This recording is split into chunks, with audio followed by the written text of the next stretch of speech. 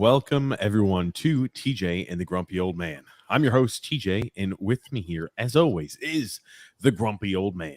They say there's no shame in his game because he is always the same. That's me. Grumpy, grumpy, grumpy. How are you doing this fine Sunday evening? Okay. How about you?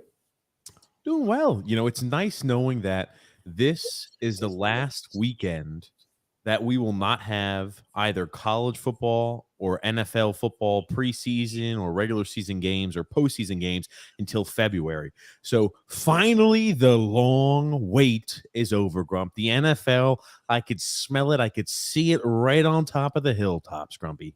Really? Okay. Yeah, I'm excited too. I am, man. There's a lot to be excited about this year at the NFL. But before we get too much into today's show, if you're new to the channel and you're new to the show, welcome. This is a twice a week sports podcast. We talk all things sports on the show. We talk NFL, MLB, NBA, NHL, college athletics, European football, anything and everything sports related. We go live on Thursday, 9 p.m. Eastern Standard Time, and on Sundays, 8 p.m. Eastern Standard Time. So again, if you're new to the show, we implore you. Number one, we invite you to stick around a while. We implore you to subscribe on YouTube, to like on Facebook, and to follow on Twitter. Also, if you like this content, make sure you leave the thumbs up on YouTube, Facebook, or Twitter. Make sure you leave the likes, thumbs up. It helps the algorithm. It helps get myself and Grumpy out there to a larger audience where you get to talk and have that special bond that we have with everybody who always listens to the show. So make sure to leave a thumbs up and make sure to subscribe. But today we've got way up. Two thumbs way up, Grumpy says. Today we're going to be talking. I got excited, Grumpy. I got a lot of football. I got a lot of football topics to talk about. We're going to be talking about rookie offensive lineman Trevor Penning, Grumpy Old Man. He has been thrown out. He was thrown out of practice today, and I'll tell you why. Now, we're also going to be talking about second-year quarterbacks. Who takes the biggest jump of a second-year quarterback, and what are our expectations? So we're going to be talking about Mac Jones, Trevor Lawrence, Zach Wilson, Davis Mills, Justin Fields, and Trey Lance. So we're going to be going down that list, kind of talking about expectations for those quarterbacks and who we think could take that big jump. Also, we're going to be mentioning and talking a little bit about Jacob deGrom. Most strikeouts recorded by a pitcher in his first 200 MLB games. So, definitely a feather in his cap. We're going to be talking a little bit of an update on the NHL offseason. And we got a little, we have a little fun MLB bloopers, Grumpy. Who doesn't love those? Are the Philadelphia Phillies involved somehow? No, the Phillies aren't involved. I'm shocked. But it's one of those situations to where a player starts getting involved and starts getting and jawing back and forth with the freaking fans. I'm like, you never win that, buddy. You never win anytime you're fighting with the fans. Just ignore them. Ignore them. Act like they don't exist.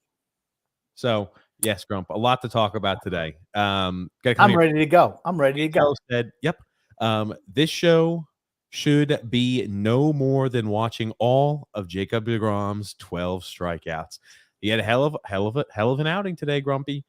I know he was upset that he was taken off. It was after 5 innings and 12 strikeouts. He was taken off the mound. 5 2/3. He just given up 2 earned runs in the 6th inning. And I guess he wanted to get through that inning. But let's be honest, the Mets have bigger they're worried about the postseason. They're not worried about him getting through the 6th inning. That's not what it's about. It's about managing his workload as he builds up. And I think it was a smart move. The Mets were up, 8-2 at the time, something like that. So no need to have him go that extra third of an inning. I don't know how many pitches he threw over 100 today, though. No idea. I was about to say, it's most important thing for him is being healthy, being loose, and being ready for the postseason. The Mets were already a solid team when they even had Scherzer out for a while and deGrom out, and now you add both of those individuals back to the rotation. And they're a scary team. I'm a Mets fan. They're a scary team to run up against in the if you were to face off them in the MLB playoffs. Who's the team you think is scary to play in the playoffs? The Mets, Grump. Okay, yeah. I mean, hold on. Did you need me? Why are you double taking that? I don't know. I just think they should have done better at the deadline.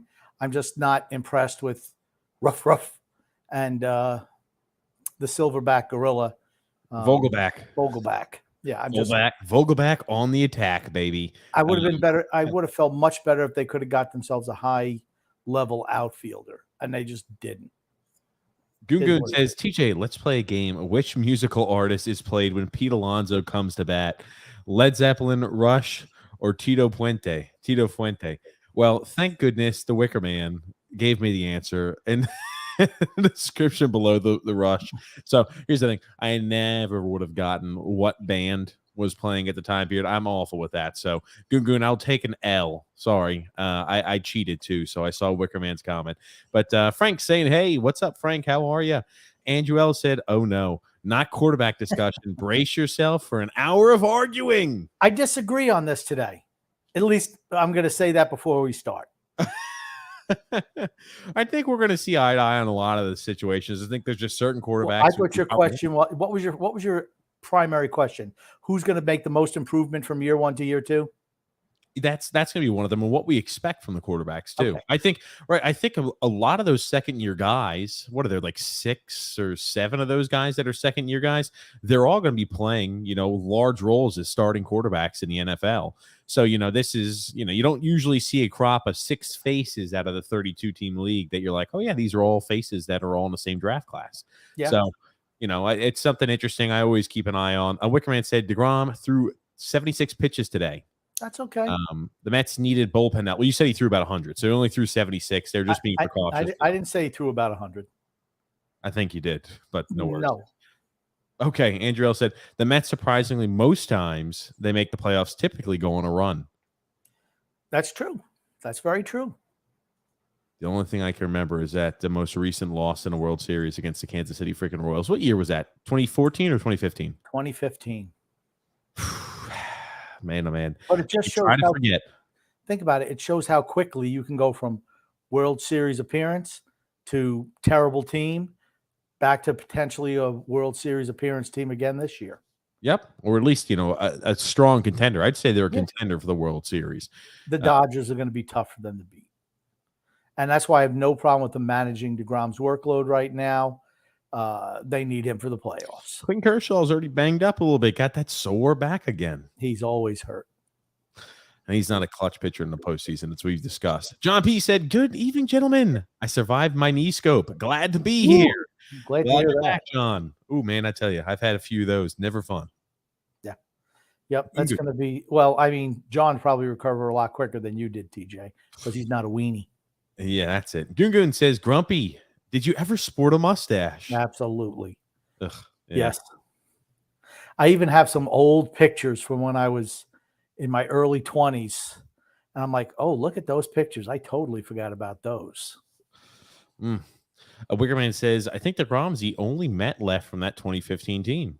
Very possible. Very possible. I was about to say, very well could be true. Andrell said the Padres are struggling with the Dodgers. Yeah, the Dodgers. I think that the Dodgers still play the big brother role to the Padres. I think the Padres get a little bit intimidated playing the Dodgers, but the Padres are going to have Fernando Tatis coming back probably within the next 2-3 weeks. He'll be back, and that'll certainly help them out. It'll help solidify their lineup. But the Dodgers are tough. They're really, really good. Probably the best team in baseball. Most well-rounded as well. I mean, the bats are better than the Mets. I think the Mets pitching staff is miles ahead of that of the Dodgers. The Dodgers have a lot of pitchers who can do the job. All right. I don't think guys like Urias or guys like Kershaw at this stage are on the level of guys like deGrom and Scherzer. Just simple. So this was all in the 7th inning, and I just want to make sure I get the name right here. Center fielder Jared Duran of the Red Sox, Grumpy, had quite a 7th inning. You know how we always say you don't want to get involved. You don't want to start, number one, responding back to the fans in the stands. It never ends well for the players, and the fans are just there to heckle you. And they just doesn't matter even if they win the exchange, lose the exchange. Getting a reaction out of you is the win that they were looking for. Very true. Duran had a little bit of a high and low inning this inning, and I feel like he maybe should be traded to the Philadelphia Phillies after we watch some of these plays here. Popped him up. Duran coming in. And Looks like he's struggling. Loses the ball into the sun. I mean, like, let me ask you this, Grump. Initially, You feel like he's usually able to see that with the sunglasses on. Yeah, but maybe it was like, even when you have the sunglasses, sometimes you get that glare right into your eyes. racing to the track. He is there Oh. leading up. That's when he's got to catch, though. He thought the wall was closer. He was afraid to hit the wall. And now here he is, Uh-oh. jawing at the fans. Jawing at the fans. Oh boy! Oh, that's when he's got to come up with that one though. This First is all one- the seventh Oh my inning. gosh! Not again. He makes the catch, Grumpy. Well, that's So what he's two wrongs. supposed to do. Verdugo of all Oh. individuals, the guy who flipped the shit last year when some fan threw the baseball back on after I think it was somebody from the Yanks hit a home run. I think this is in Fenway Park. Some fan threw the baseball back on, hit Verdugo in the back. Verdugo flipped the shit. The very, very hot-headed Verdugo has got to calm him down. I just want you to hear this. Alex Verdugo, voice of reason. Yes. Okay. It's okay. What's going on over there by you, Grump? I'm dog watching right now, and Oh, he must see something out there he doesn't like. Maybe it's his mommy and daddy coming to pick him up. Oh. We can only hope. But yes, I did laugh that Verdugo is the voice of reason throughout this entire exchange. And it's not, I just don't understand why he's getting, like, what is this little portion? When he's talking to him, he's not even on the warning track. He's about, what would you say, Grumpy? Let's break this down. I'm ready for the NFL, right? And that's going to be our next segment. What'd you say? This is probably like 15 yards away? 15 yards away, would you say, from the fence? At maximum.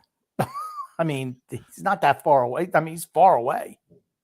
Let's look at this. He starts doing this, and he starts walking close like he's going to go, yeah, you want to do something about it? Bro, just like, what's the point of that? Do you think you got to flex on him? You get one out, you're getting steamrolled by the Kansas City Royals. And I just think to myself, I'm like, goodness freaking gracious. Like, I just don't understand why people, especially baseball players, get involved. They involve themselves with the fans. I mean, they hear it. You know, I told the story about, Barry Bonds and his mom and Cookie, Steve Cook throwing the ball to him. I mean, it was hilarious. Remind me of the story, Grumpy, because I don't remember. Oh, yes. I thought I even told it on the show. I'll tell it again, though. Give a refresher, Grumpy. I was going to see a Mets game against the Pirates when Barry Bonds was playing with the Pirates. He was still one of the top players in the league. And this guy who's in a wheelchair was in the left field stands, like on the walkway. And Barry Bonds was playing left field for the Pirates. And every inning he'd get warmed up with relief pitcher Steve Cook, who was spelled Cooke. And all game, when he's warming up, this guy's going, Barry. And, it was so good. Everyone was laughing the whole time. Barry. And, Bonds, to his credit, just ignored him. And inside he's laughing. He's smiling. He's like, Barry. And then finally, it was like the eighth inning. And it goes, then these guys starts going, Cookie. Barry's mom makes more money than you. And Barry Bonds turned around and laughed at the guy. I mean, I felt bad for Steve Cook, but that means that, you've been hearing, the players hear that, particularly in baseball. They hear I was about to say, with NHL, right, you've got the glass that divides everything. With the football, with the NFL, there's way too much noise and you're separated enough from the fans where you don't really hear much. But baseball is one of those where you could really hear everything that's going on. Well, in football, when they're actually doing a play, it's too much contact. You're not hearing anything, too much of a roar. But in baseball, like when you're warming up, they're not always cheering in baseball. Correct.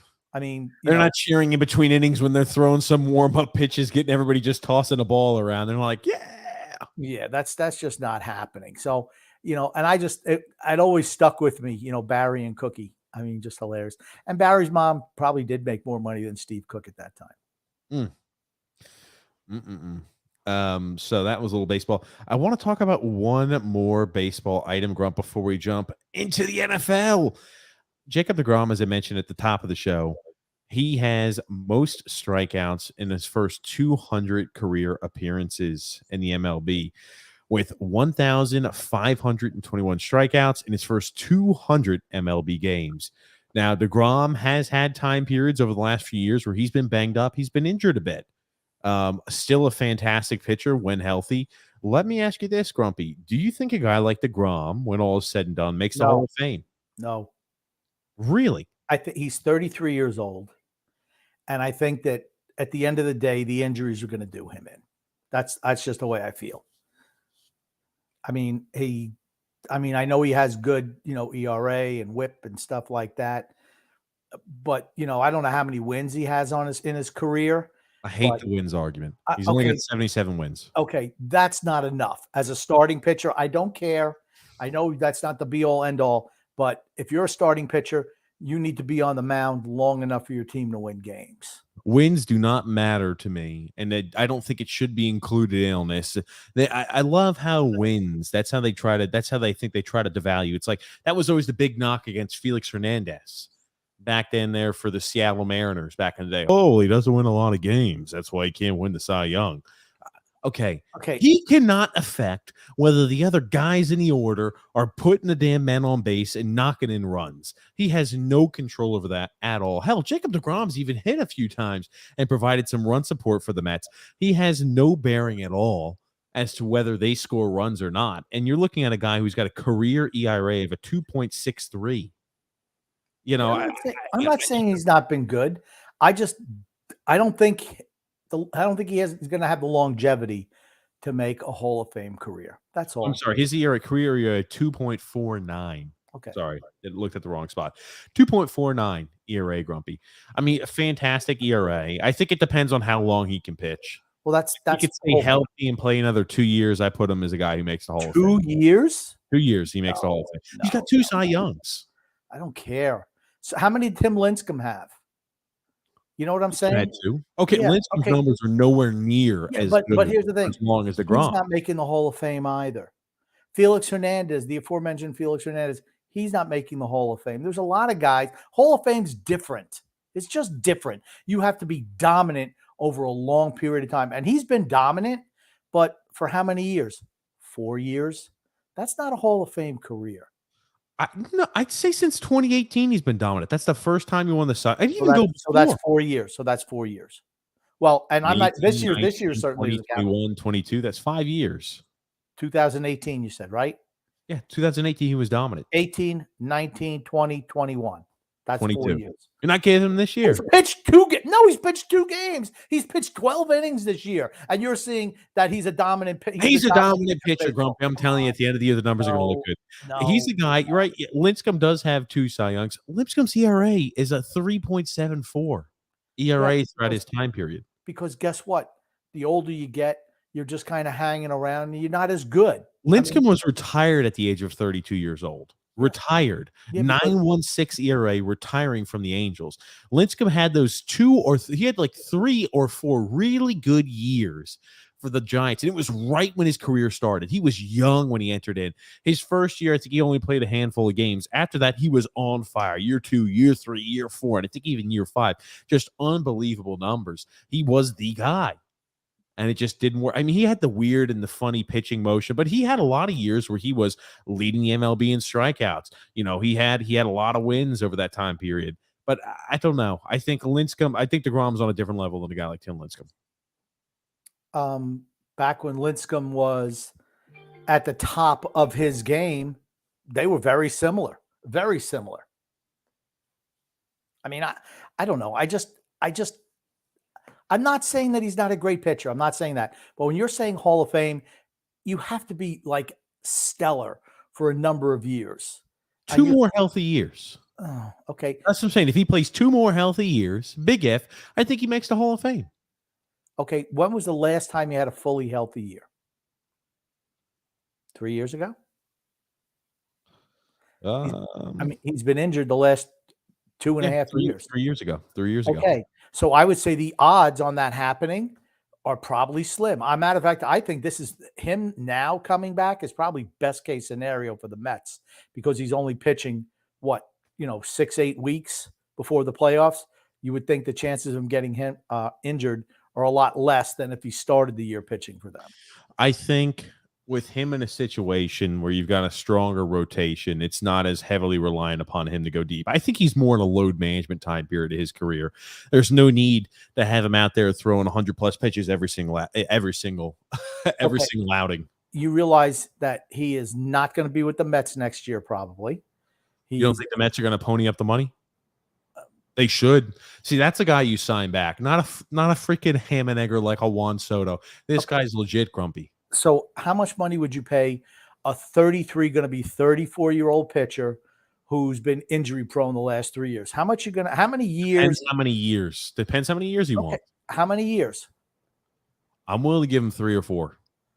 You think that's all he's going to sign for? How many years do you think he's going to sign that contract for? I bet he's going to get at least 5. I look at him the same way I look at a guy like Justin Verlander. And that's kind of how I would want to structure his deals going forward. When Verlander was 33, 34, he wasn't signing 5 or 6 5-year deals. Verlander was signing those deals with, I think he was with the Astros at that time period. Those 2 or 3 year deals with the Astros and stringing it out like that. That's how it's got to be at this point, man. Okay. I love you, right? You're Hall of Fame caliber pitcher, in my opinion. Just like a guy, Verlander's a Hall of Fame caliber pitcher, right? He's done it for a longer time period than deGrom. He was never hurt. What? He's injury prone. Verlander wasn't until he had the arm injury last year. He was healthy. He was a workhorse. That's not Jacob deGrom. It's just not. I mean, I don't know what they're going to. I mean, I don't know if they're going to pony up the cash for him. I don't know. They should. When healthy, he's, I mean, top 2, top 3 pitchers in the game. But it's, again, when healthy. Maybe the best pitcher before the injuries, the best pitcher in the game, then the injuries came. I mean, it's just hard. It's just hard. I just think that he has a real high propensity of getting injured again. That's all. Verlander had missed time before. It wasn't like it was 3 years in a row, but he had a few years where he missed time. He missed a few months on end. Times he had a season-ending injury. He had the season-ending injury in 2017 too, just like he did in 2020. What money? Do you know what Jacob deGrom's contract is now for this year? I don't know what it is. You give me a sec. But I'm going to bet that it's not like $30 million a year. It's probably, I'm going to say it was probably nowhere near commensurate with what he's brought to the team. I mean, deGrom's average salary is $27.5 million. Okay. He had a 5-year contract. Those last 2 years in 2023 and 2024, he's got the ability to opt out, as we've seen. Right. He's opting out after this year. Yearly cash, he was supposed to be paid, I think it was $30.5 million this year, or this upcoming year. I'm sorry. So next year he's supposed to make 30. Okay. So I don't know how much money he's actually earned, but he's betting on himself, obviously. What I'm saying is, if you're the Mets and you have a chance for a World Series, are you going to baby him when he's going to be a free agent?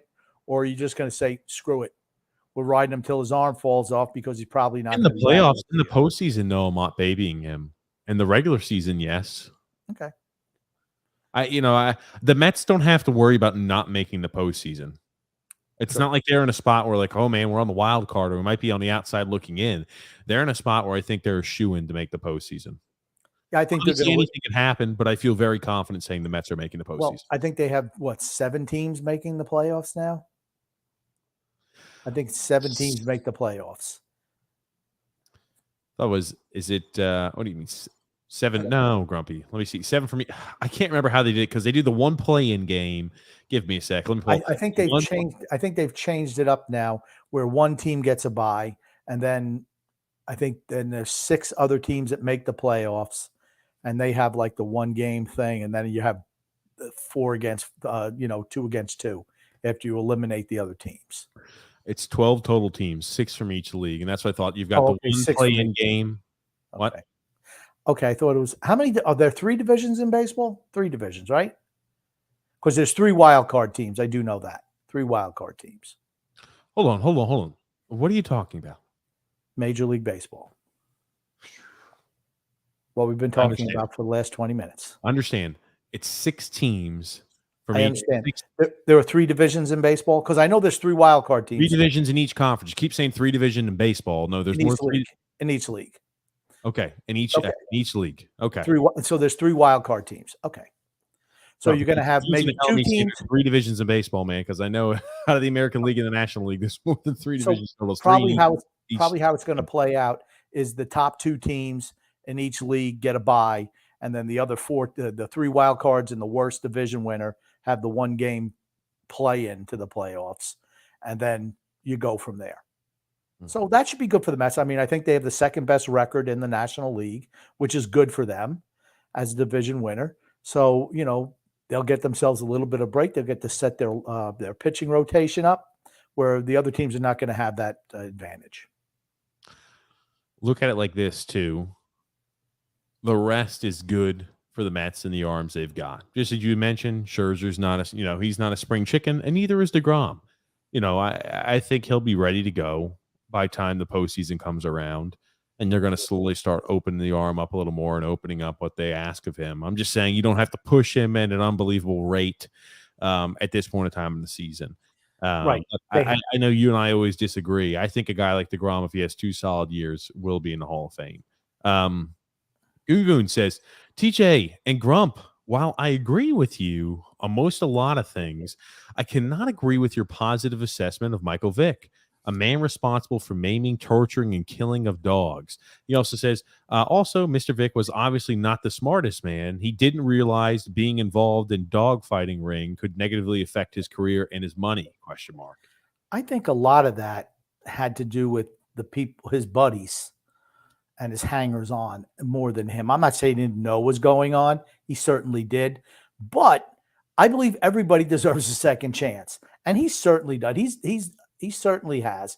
And he has gone above and beyond speaking out against animal cruelty and cruelty to dogs. I just think that they made an example out of him. And you know what? I'm rooting for him.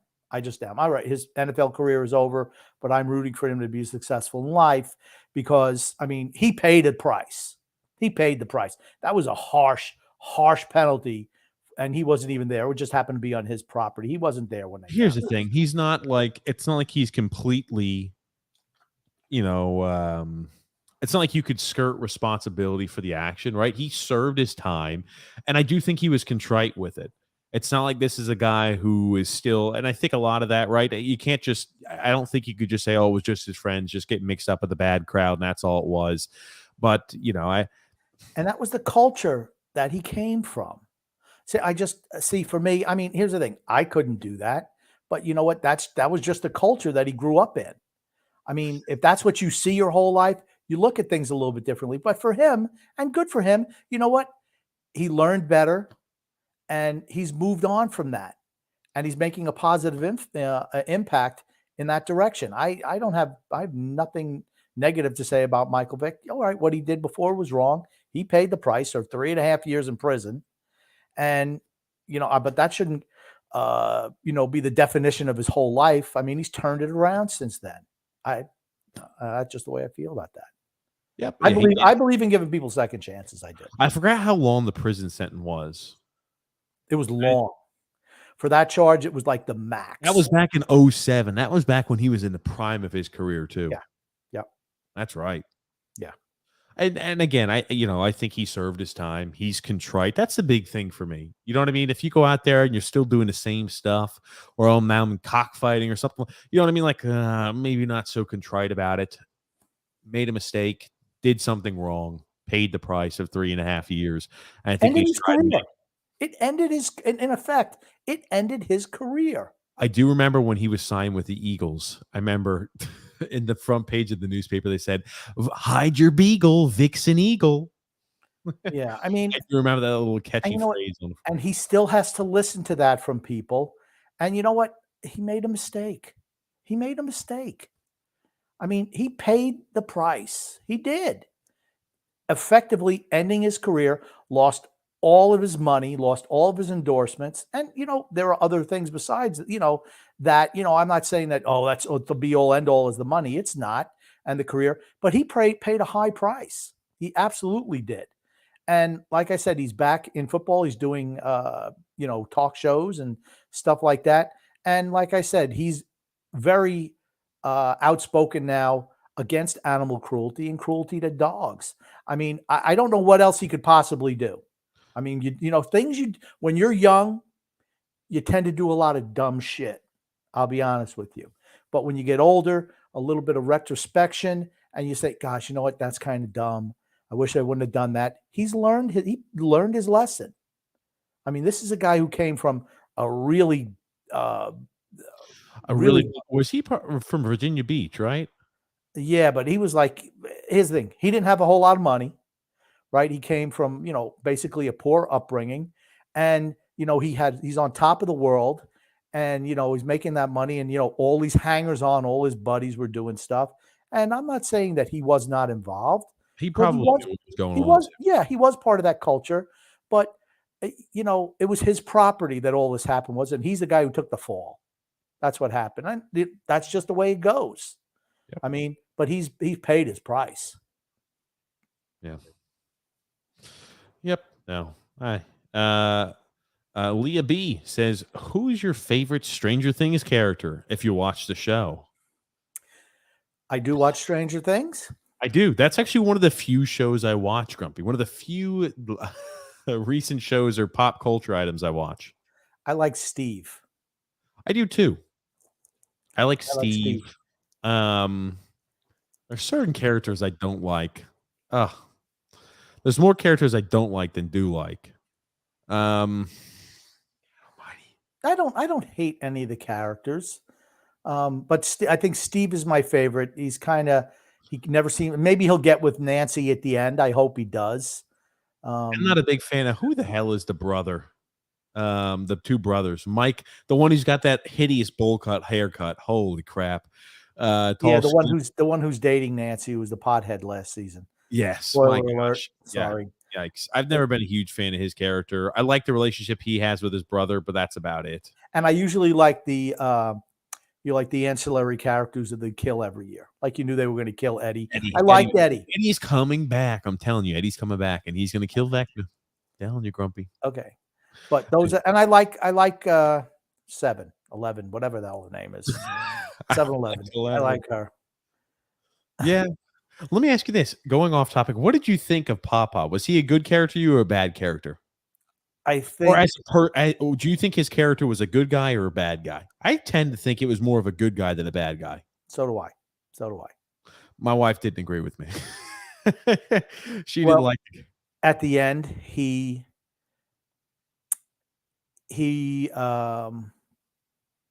kind of resurrected himself at the end. Mm-hmm. Like a lot of like Darth Vader, right? Bad character in the Star Wars films.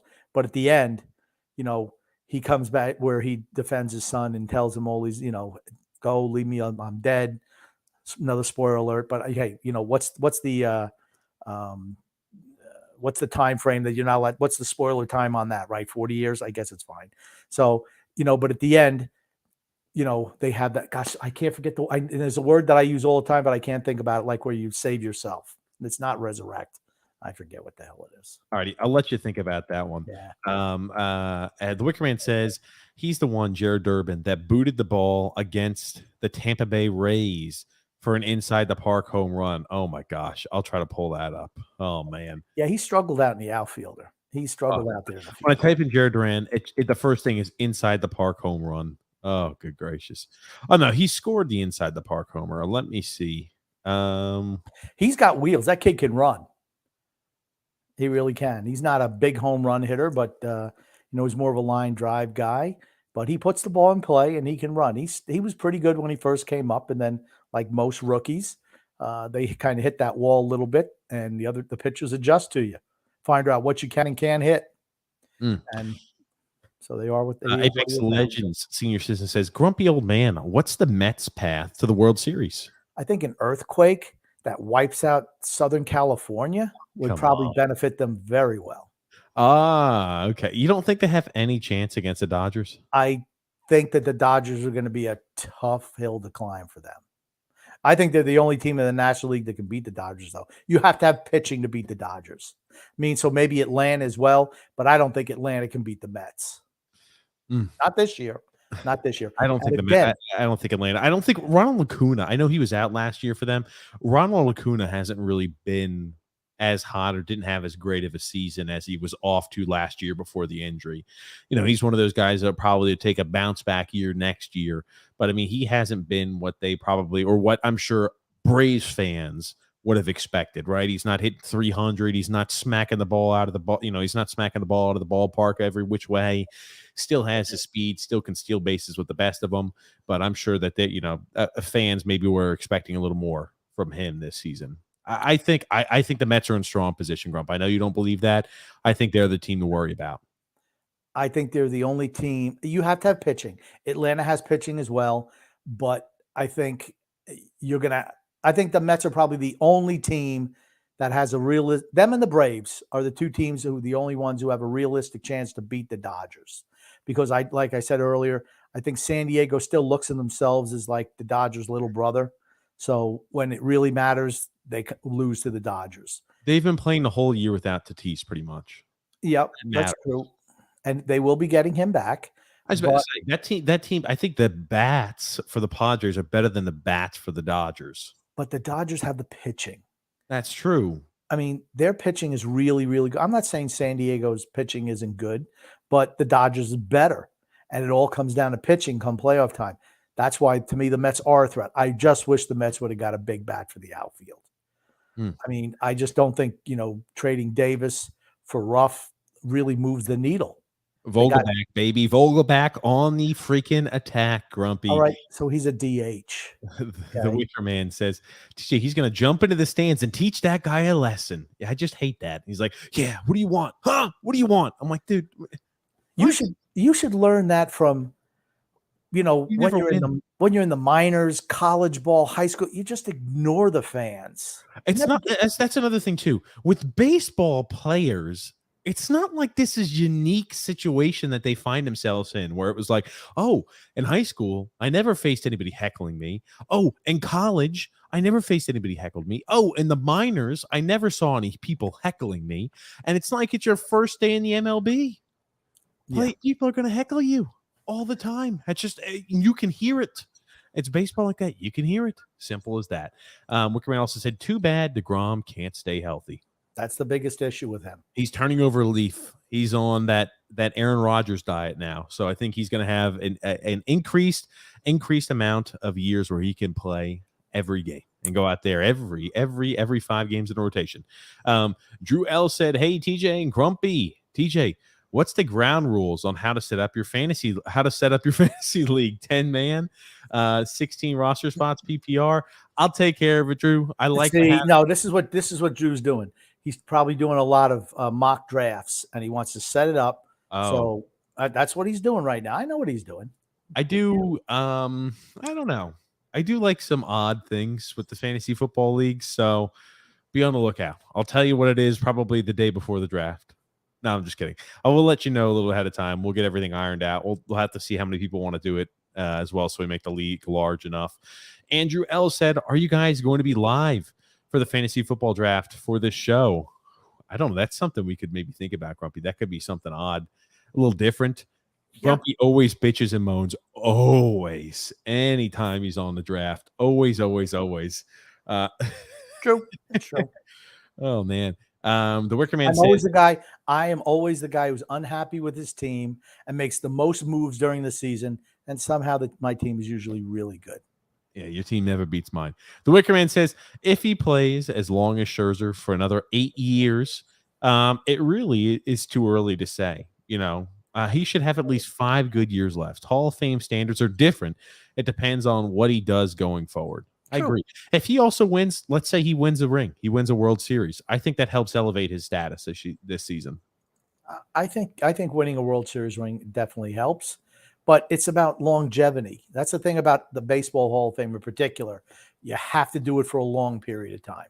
You don't see guys who are good for 5 years really just get in the Hall of Fame. Doesn't happen. Workerman said Lincecum fell off after about 5 years. Joseph C. says, I think 4 years at $170 million for deGrom gets a deal done. He has to finish the season in the postseason healthy, though. Otherwise, no dice. Man, that's a lot of money for a guy with an extensive injury history. That's a lot of money. Tony G says, let them walk. They have enough talent. Here's the thing. I don't give a shit. With the way the salary cap or with the way the luxury tax works for the MLB, I don't give a shit if my owner's paying through the teeth on a freaking luxury tax. Go ahead, throw $500 million. I don't care. Pay through the teeth if you've got the pockets to do It's so. pay through the nose, not pay through the teeth. Pay through the teeth, Grump. Stop saying you do it all the time. It's pay through the nose, not pay through the freaking teeth, Grumpy. The Mets have to take advantage of Scherzer and deGrom this postseason. Yeah, true. Scherzer got what, 3 years? Scherzer got 3 years. What was he, 37 at the time? I mean, deGrom is 33. He's going to look for. I guarantee he's going to take the most money he can get, and I don't blame him. I don't know. Maybe it said TJ. This is the Mets. The 7 and 17 games that mean anything. No. Joseph C here saying 6 games make the playoffs. 16. Or 6 teams make the playoffs, and it's 3 divisions, 3 division winners and the 3 wild card teams. Yeah. If the Mets don't have deGrom, says John M.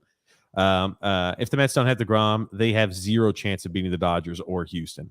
I was about to say they got to have a healthy deGrom for certain. I think Houston's the favorite, the prohibitive favorite in the American League. I just think they're a more well-rounded team than the Yankees.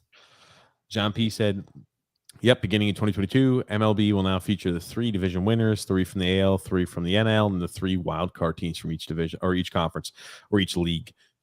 Joseph C. said deGrom is the best pitcher in baseball. He's head and shoulders above anybody not named Sandy Alcantara. To me, Alcantara has been the best pitcher in baseball this year. You said it's not even close for the Miami Marlins, right? Yep. Had a complete game shutout this week. You know how I know? He was going up against my fantasy team. That's how I know. Oh, is that what it is, Grumpy? Yeah. This is the best year he's ever had in his career. But he's a young kid, right? Even though he's on a downtrodden team, he pitches. He's had 3 complete game shutouts this year, which is unheard of in today's Major League Baseball. Back in the day, 3 games, 1 shutout. He had one this week. No, he's had 2 shutouts. I'm just looking up on MLB Reference. He had 3 complete games, 1 shutout. Okay, he's good. He's the best pitcher in the game. Tony Shee said, I agree with Grumpy on Mike Vick. What's the point of the justice system if you don't have a chance to serve your time and be released from prisons? 2 years is long enough. The Wickerman said, yeah, Mike Vick deserved what he got, but it looks like he's changed. Good says, Grumpy, I agree with you. Everybody does deserve a second chance, especially in the seemingly guilty until proven innocent day of age. The seemingly guilty until proven innocent day of age, which is what we live in today. Mm-hmm. So she's saying here, I guess the pedos are the exception. They shouldn't change. They should get second chance. Yeah, I was about to say that's one of those where it's just like, yeah, well, that's something different. That's kind of something different. John P. said, regrets, I have a few. Why don't you sing that, Grumpy, like Frank Sinatra? Regrets, I've had a few. Yeah, My Way. Great song. Gotcha. Tony G saying, just Tony keeping the discussion light. My favorite Stranger Things character is Millie Joe Bobby Brown's nosebleeds.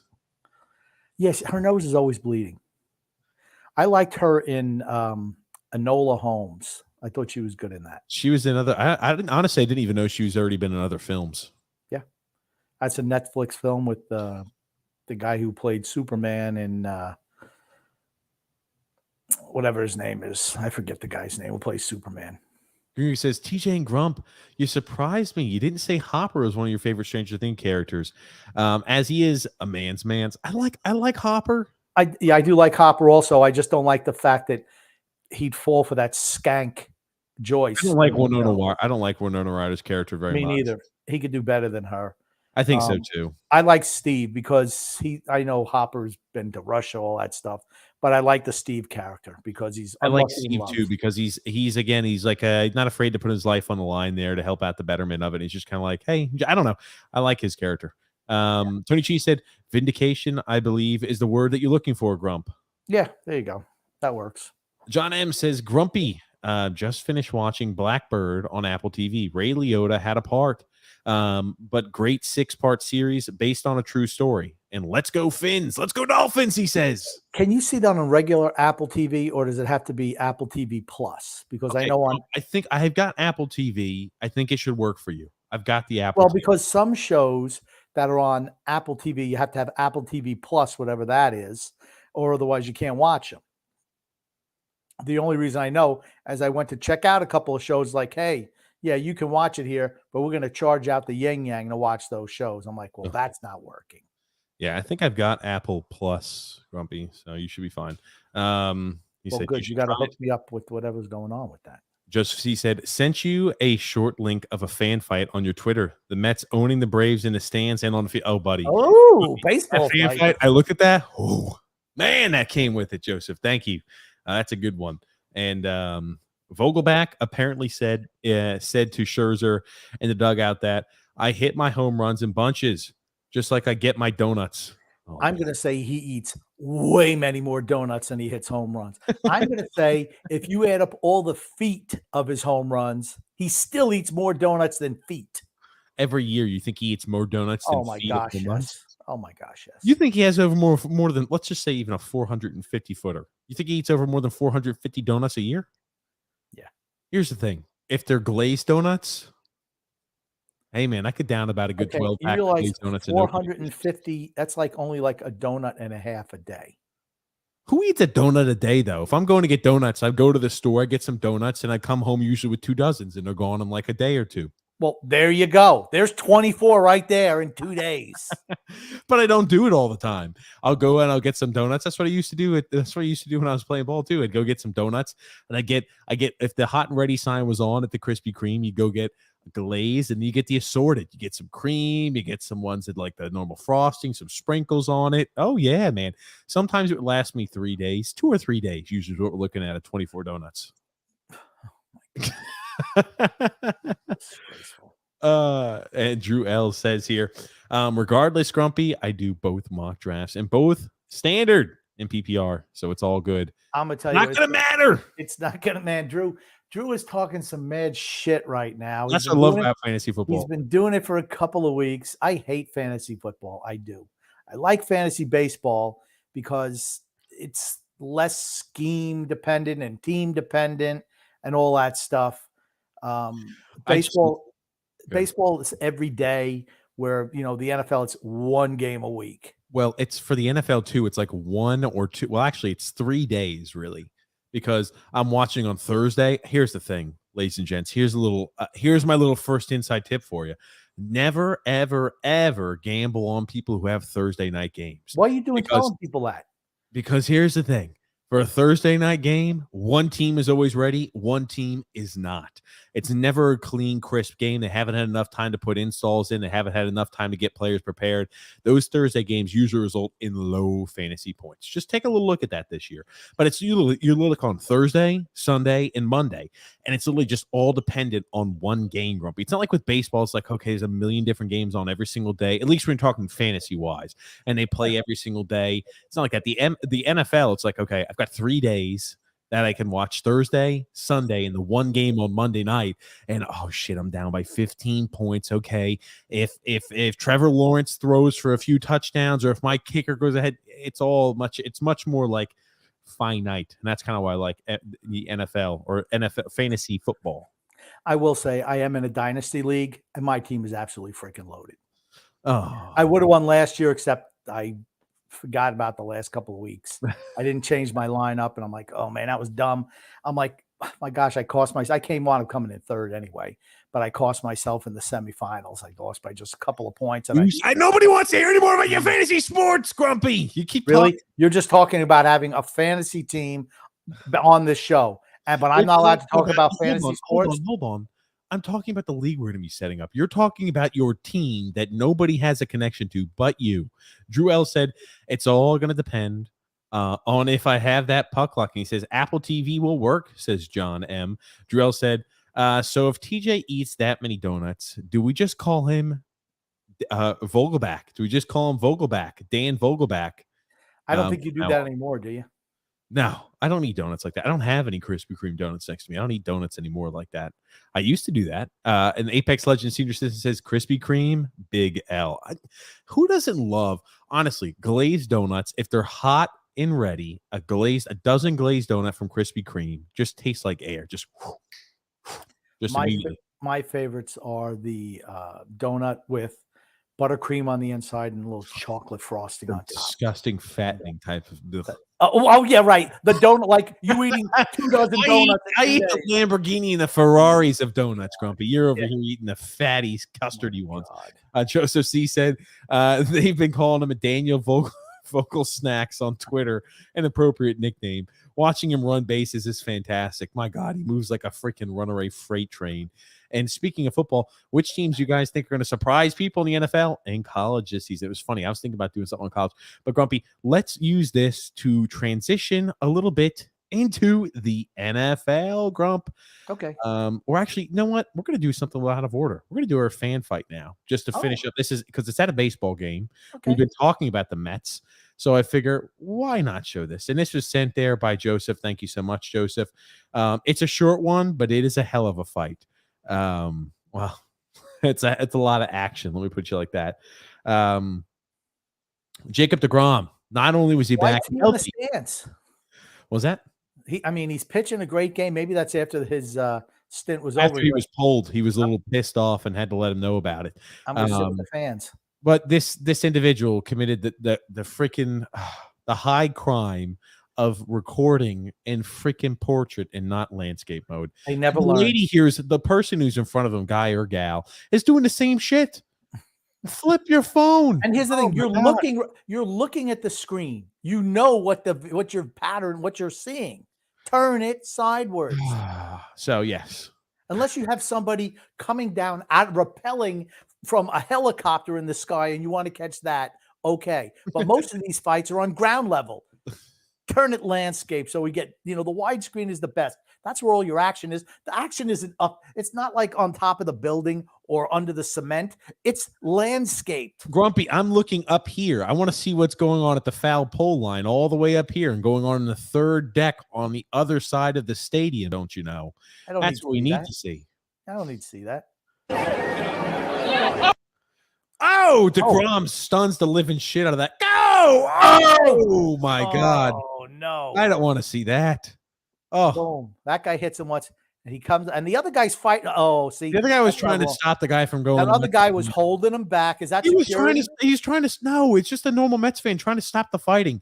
The Braves fan just took two or three punches, slugged the face. That guy looks like a security guy, no?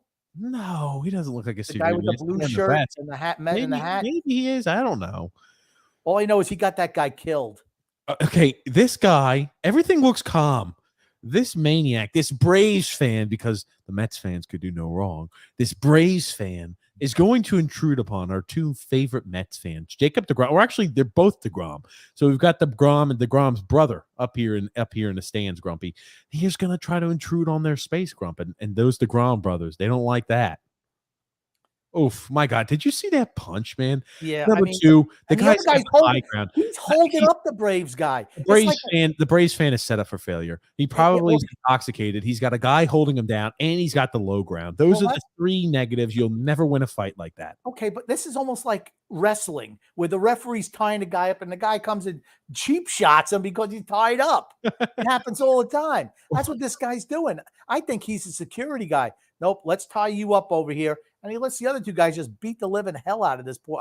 feel bad for the Braves fan. I honestly do too, just because the way he was struck like that. The only reason I don't think this is a security guy, he's still holding back the Braves fan as the Mets fans are pummeling him. I'm like, why would you not switch attention and like, hey, let's stop the punishment? Because he's a freaking security guard who makes $15 a game. That's why. I think this is a security guard, Grump. I think this is just a normal fan. He's wearing a hat. How many security guards do you see wearing hats? None. A lot. This is just a normal fan. No, this is just a normal fan. It looked like he had a lanyard on the front of his shirt. That's what led me to believe that. He's coming back at it again. I'm telling you, this just looks like a fan. Oof. Oh, my God. He's coming. My God, every single one of these punches about. I don't know if this one hits. Let's see. I wish I could put it a nice slow-mo in here. I'm sure it does. Oh, right into the freaking teeth. No, that one misses. That one misses. He misses I with don't that one. know. He His didn't hit face him with goes that. back like it This connects. guy hits him. Oh my God! This is What do you think straight What do you on. think he's thinking right here? Ouch. As he has his He's probably eyes thinking, completely open, turned square to this guy, deGrom, who's coming down. deGrom with black shirt, deGrom, as he's coming down to throw just an absolute freaking fist at his face. I think when he sees it, it's too late. But when he woke up, he's like, that hurt. My God, that hurts me watching from the stands. Here's the thing. Watching from the fan. The blue shirt guy just should have let him go. All you do is get this guy killed because you are either a security or some type of do-good piece of shit. I hate that. Piece of shit. Oh my God! This is straight on. This freeze frame. It looks like he's got an eye patch on. It's just Jacob deGrom. Yeah, it's just described as that guy's fist. Oh my God, dude! Jesus, straight on. You got to worry about breaking an orbital bone when you. I mean, I think he's going to hurt that tendon again. He'll be back on the DL. Oh. So roll it through. Try to do it a hurt. little slow if you can. I'm going to do it slow. We're doing it. Oh my God! Boom. Oh, just see that little frame by frame. Oh my God! Oh, he gets him too. He just got knocked out. Oh man. Yep. deGrom. I mean, and now asshole. I don't know what he's doing now. Okay, now you're going to attack him because this guy, the white shirt deGrom, looked like he looked a little weak when he was coming out of. He was like, lucky that is not somebody who's a security officer. That is just a random fan, Grumpy. He's trying to stop the fighting. Well, he's got a hat on. He's got sunglasses on too back there. He's a dipshit.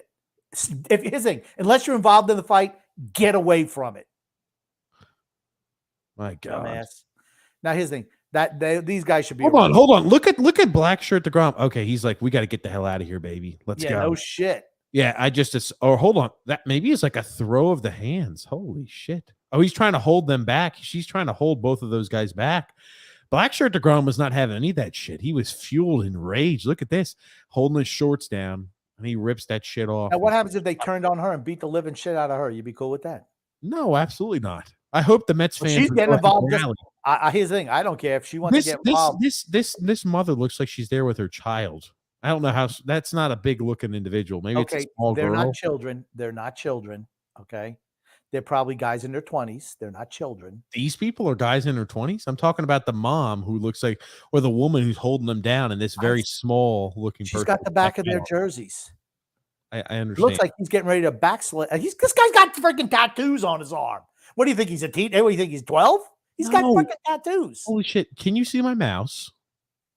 Can you see the mouse that I'm highlighting this person with right here? Yeah. I said this mother or this lady, this older lady here, would stand no chance with her daughter or whoever this individual is here. No, I'm not okay if this maniac of a fan goes out and starts punishing other individuals. They're definitely in the wrong, the Mets fans. Even though that guy from the Braves looked like he was going to punch this guy, the afterwards effect that I see him looking like he's about to damn Hulk smash this lady who's sitting down trying to prevent any more fighting would indicate that this guy's just don't get involved, honey. Don't get involved because let me tell you something. Mr. Big Ass Blue Shirt there, he got that guy killed. He got him killed. Him inserting himself into that. You want to fight? Go ahead. I'm going to get my phone out. I'm going to turn it freaking landscape, and I'm going to watch you guys battle it out. Hey, there's a fight going on right there. You say, let me go ahead. Grumpy, how long would it take you to go from I don't have my phone out to yanking my phone out to putting it on to putting a video on? It would be over. The fight would be over. I'd probably haven't turned the wrong direction. I'd be looking at myself. You'd be taking fucking pictures instead of damn recording. You want to know why? Do you want to know why? Because I'm not like you millennials, you little pissant youngsters who always has my phone out all the time. That's not what I'm about. You're right. It would be in my pocket while I'm there watching a baseball game. I'm not on there playing on my phone. Breaking out. Come on, Grum. Come on. TJ would fall down the steps because he's playing on his phone after he got himself 6 hot dogs. True Hell says here, Grumpy, I don't have a chance to take a second mortgage out in a house to get 6 hot dogs at a freaking ball game. True Hell says, seems like the Yankees are just allergic to winning as of lately. They're under 500 in their last 40 games. Wow. The Yankees pitching isn't doing as well as it had previously. You're not going to outslug teams in the playoffs. Just not going to happen. You're going to run up a good pitch against a good pitch. Jordan freaking Montgomery shut them out yesterday, who used to pitch for them. Joseph C. brings up a point. He says, a guy made a mistake by starting a fight in enemy territory. He's surrounded by orange and blue. We don't know what was going on. He was ready to start fighting, but I will say we got the tune in when it was Captain Big Boy, Captain Blue was trying to stop the fight. But we don't know what started the fight. That's my whole thing. We don't know. We don't know if those guys were throwing beer at the guy. We don't know. They were talking shit about him, pulling his hair. Who knows? Who knows? True. I don't know. But what do I always say? You go into another team's building, don't wear the visiting team memorabilia. Just don't do it. Yep. Wear something bland where nobody can guess. Yeah. Drew L said, Grumpy, just trying to document the next great American war, the Battle of Queens. There it is. Let's shift focus a little bit to football. And now we just got off of a fighting segment. We're going to have to slowly ramp down. So Trevor Pennington, what, Grumpy? Nothing. What are you going for? Taking us on a roller coaster ride here. We're up, we're down. We're going to go. We hit an all-time high right there, Grumpy, and we're going to get a little bit of movement on this one. So Trevor Pennington was thrown out of camp, thrown out of OTAs. Was it because he was wearing that fancy little hat? No, he was thrown out of OTAs because you know what these things look like? You remember in the olden days in England when they have the like the law cases, they have to wear these little wigs that they put on. That's like the football. You think they're wearing powdered wigs because they had syphilis and their hair was starting to fall out and their skull was starting to get rotted? Yes. I don't think that's why they wore that. That's why they wore that, because their hair would fall off because they all had syphilis. Yes. I think that's just a broad generalization. But, I mean, even to this day, you see them, they put that stuff on. And I think syphilis is not as prevalent as it used to be for certain. Hold on. The members of parliament in the United Kingdom do not wear powdered wigs. I said in a court of law. I did not say parliament. Don't put words in my mouth because, as we know, you're not good at that. Oh. So let me paint the backdrop on this story. Okay. Trevor Pennington, offensive lineman, drafted in the first round. He was known to play with a little bit of a mean and nasty streak. What's his number? 70. I can't remember. 74, perhaps. Usually those are usually the dumbest players on the offensive line. Those are usually the best offensive linemen around, Grumpy. Oh, I guess that was your number. The ones that are honored to wear 74. Trevor Pennington was thrown out of OTAs recently because in the last 3 days of practice, he happened to, some defensive player just happened to start a fight with him every single day. So the last 3 days, he got into a little bit of a fight and a scuffle. And I just want you to look at some of these interactions. Thrown out of OTA today because he was. Well, it's not OTA, it's training camp. Okay, he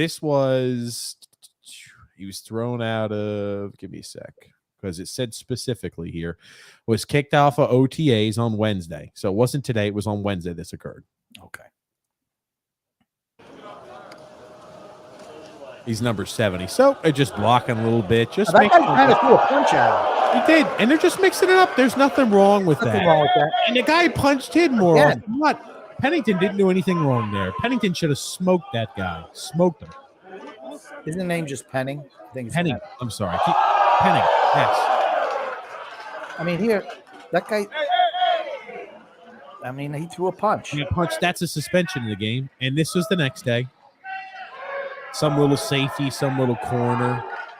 Starts trying to mix it up with him. The guy starts backing up already. He knows. He just get absolutely obliterated.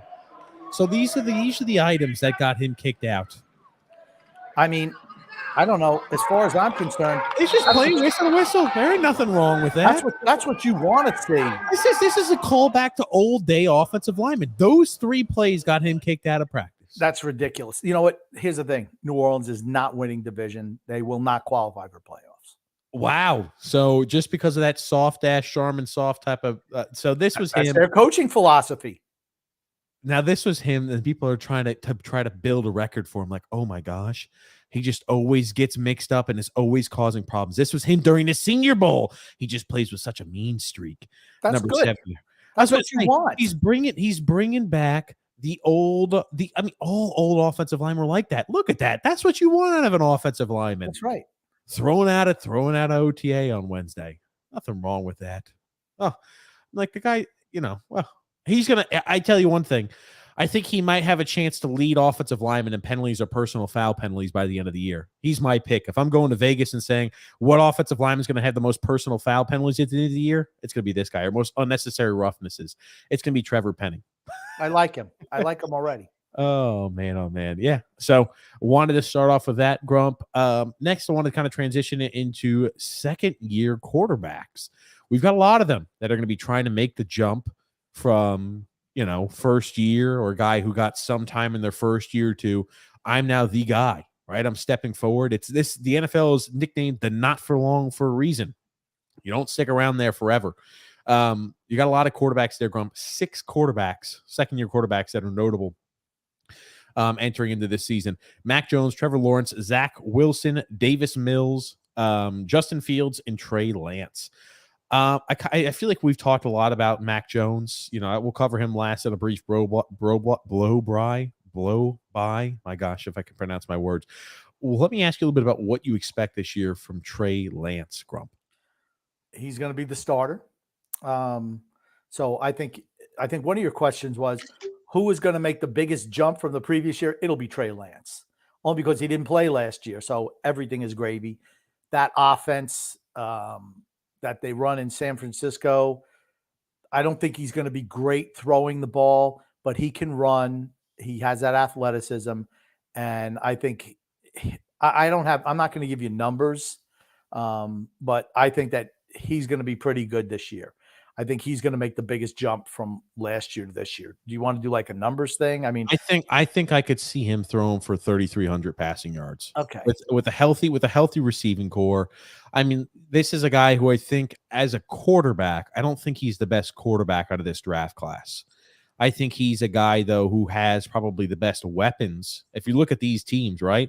Yes. I'd say that the weapons in San Francisco regarding offensive line play, wide receivers, tight ends, they're better in San Francisco than they are in Chicago, Houston, for the Jets, for the Jags, or for the Patriots. I think he's got the best chance to succeed just based off the cast and crew around him. He's playing for the best team by far. Absolutely, by a country mile. Yeah, that's not even close. I guess the Patriots would probably be second, and they're going to be a sub 500 team this year.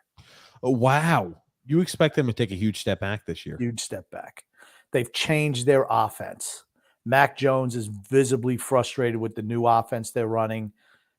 They got Matt Patricia and Joe Judge, who are defensive and special team coach. They're running the offense. Hold on, Matt Patricia's running the offense? Matt Patricia is the offensive coordinator. Holy shit. They're no job title, because you'd have to actually pay them money, and you'd have to do the Rooney Rule there. So he just, the Lions are still paying his salary. So he's almost like an unpaid assistant. Oh, crap. They do that all the time.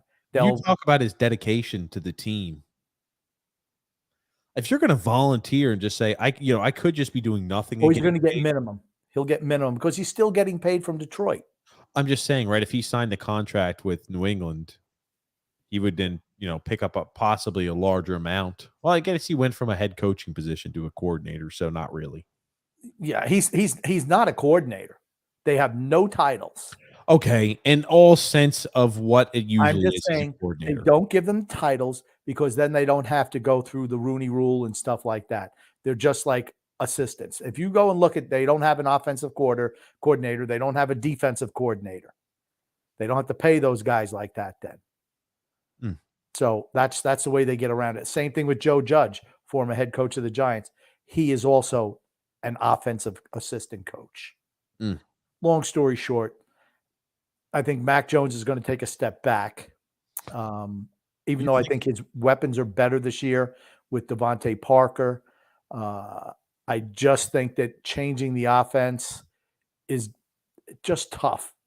I mean, it's just tough. What type of offense are they going to be running now?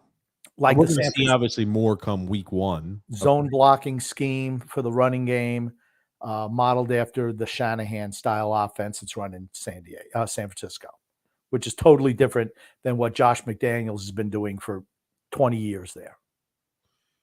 That's Okay. a learning curve. You're learning a whole new offense in your second year. That's tough. You know, I think obviously anytime you got a new coordinator, it's going to be tough. It's never great when you bounce from coordinator to coordinator to coordinator. Particularly when he's defensive coach, it's even tougher. I'd like to think that he's competent.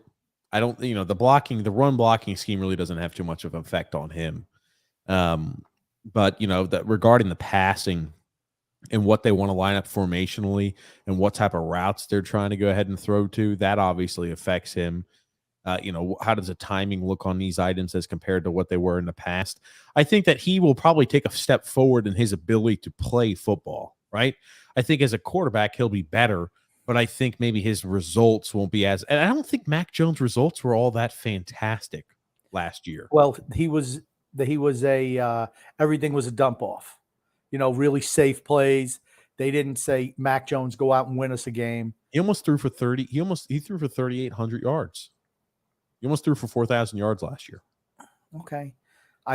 But he was not, they're not saying, okay, Mac Jones, we're going to put the ball in your hands. You're going to win us games. That's not what their offense was. It was run the ball and then augment it with Mac Jones. That's what their team was. I think they can take more risks with a guy like Mac Jones. But if they're going to be running that, I mean, let's be honest. San Francisco's offense, if they're trying to model it off of that, San Francisco's offense is risk adverse when it comes to quarterbacks and what they want the QB to do, which is why I don't have Trey Lance throwing for an unbelievable amount of yards. They're more risk adverse when it comes to that. They're not going to put him in situations where he's going to be carrying the team on his shoulders or lining back up there. If they're running a 10-play drive, he's not going to be throwing 8 out of those 10 plays unless it's at a 2-minute drill. So I think Trey Lance is going to be put in a situation where he should ideally be successful early, just solely because they've got a good offensive line. They've got good receiving weapons. He's going to have time back there in the pocket. For me, the 3 guys out of this group who have the best chance to take a step forward. Well, let's go one by one. No. Okay. That's fine. You could give me the 3 guys you think have the best chance. Or the 3 guys who don't have new offensive coordinators this year. I think that stunts the growth of a quarterback. I mean, because you usually make a jump in your second year, but if you're learning a whole new system like Mac Jones, like Trevor Lawrence, and like Justin Fields, I think that's really difficult for a second-year quarterback. Where Wilson, Mills, and Lance are playing under the same coaching staff that they did last year, and I think that'll benefit their development. Let's talk. So you think Mac Jones takes a step back? I think he's a better quarterback. Maybe the numbers aren't as good as they were the year past, but I think he does take a step forward as a QB.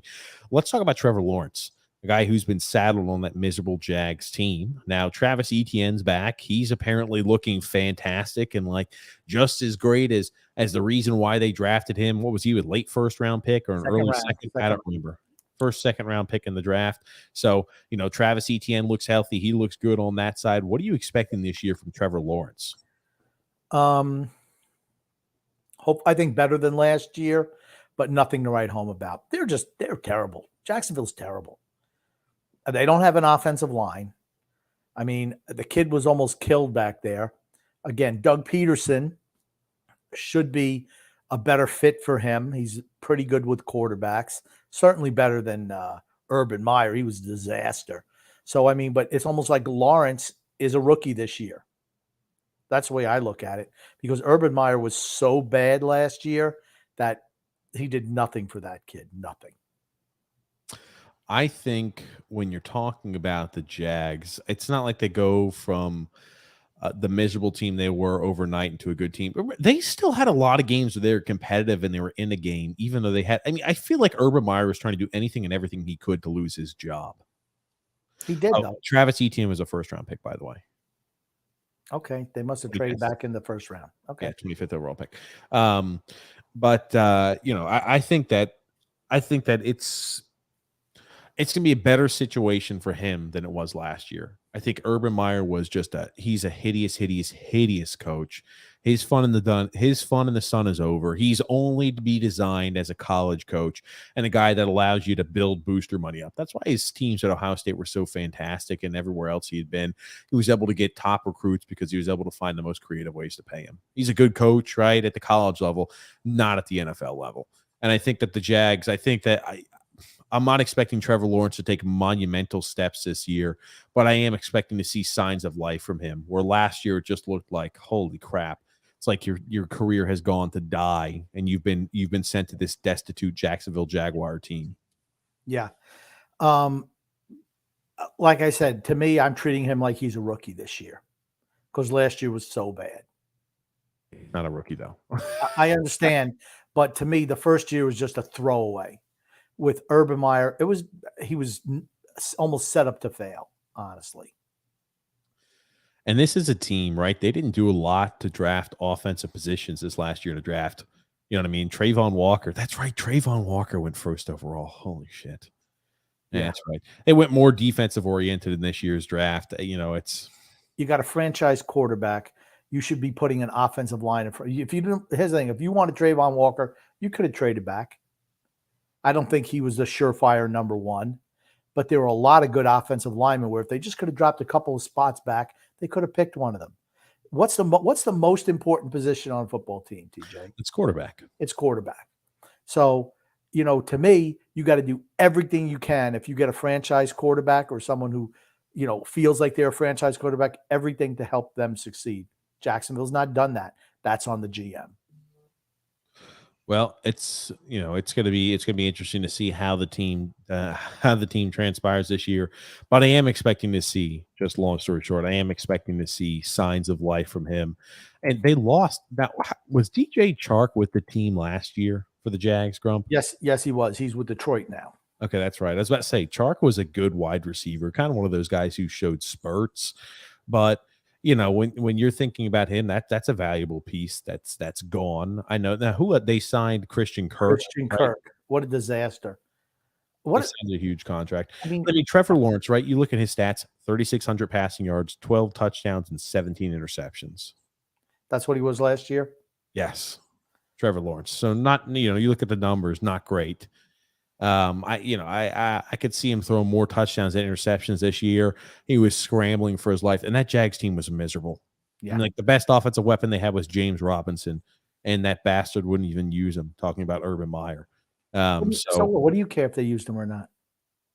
Well, no, I'm just saying you want the offense to move. You seem very angry that they didn't play James Robinson more. Why is that? No, Grumpy. I here's the thing. I know why. When you're looking at a team and how they perform, and a guy's cranking out 100 rushing yards when you're giving them and supplying him ball, and you're not determined to do that. I mean, the completion percentage for Trevor Lawrence was not great last year. And they kept on. It was like they'd throw on second down. They'd have a marginal run on first down. They'd throw on second, which was always an incomplete pass. And you're looking at third and long all the time. If you get your running game established, you could put Trevor Lawrence in a situation where it's not going to be as heavily required on him to be at third and long every single damn time. They didn't have the offensive line to provide him enough protection. And here they were they weren't managing the game right. That's why I think you've got to get the running back involved earlier, whether it's Travis Etienne, whether it's James Robinson. They're going to have to establish the running game. I don't think the wide receiver weapons there are fantastic. I agree. I think having Doug Peterson there, though, will help. I think it'll help because the offense they ran last year was just yikes. Miserable. I'm expecting Trevor Lawrence to take a little bit of a step forward. I'm expecting him to take a step forward. I'm not expecting him to look like the second coming of Christ out there, but I am expecting him to take a step forward. Let's look at Zach Wilson now, Grumpy. This is a guy that we've mentioned this before on the show, after he got injured, had a chance to go ahead and rest and kind of gain his composure back on the sidelines before starting out those last 2 games of the year, looked much better towards the tail end. What are you expecting from a guy like Zach Wilson this season? I think that he's going to be very much improved. They improved their weapons. I wish they would have went for an offensive tackle. Got to keep your quarterback upright. He would, like I said, we've talked about it before. Was much improved after coming back from his midseason injury. He was much better the second half. And I think with Garrett Wilson in there and Bryce Hall, that I think you're going to see him improve. They have better weapons. And I like Robert Saleh as a coach. It's going to be a slog a little bit, but I think he's going to be better than last year too. It is worth mentioning the games that Wilson played against towards the tail end of the season, right? When you look at how he had the uptick, they did beat the Jags, right? You look at when he came back from healthy, he played the Texans, the Eagles, the Saints, the Miami Dolphins, the Jags. I think, was that Tampa Bay the second last week? Yes. Tampa Bay and Buffalo. I mean, the numbers weren't always fantastic. I thought he looked more composed, though. That's a guy where I think they added weapons. I expect Elijah Vera Tucker to be improved this season as well. I think the offensive line play is going to be better in front of him. I expect Mekhi Becton to be there, ready to go, healthy at camp. Right? I've got more positive expectations as to what they're going to be able to put around him. I think we talk about who's got the best supporting cast and crew. I don't know, Grump. I may put the Jets are going to slowly maybe elevate over the cast and crew that the Patriots have.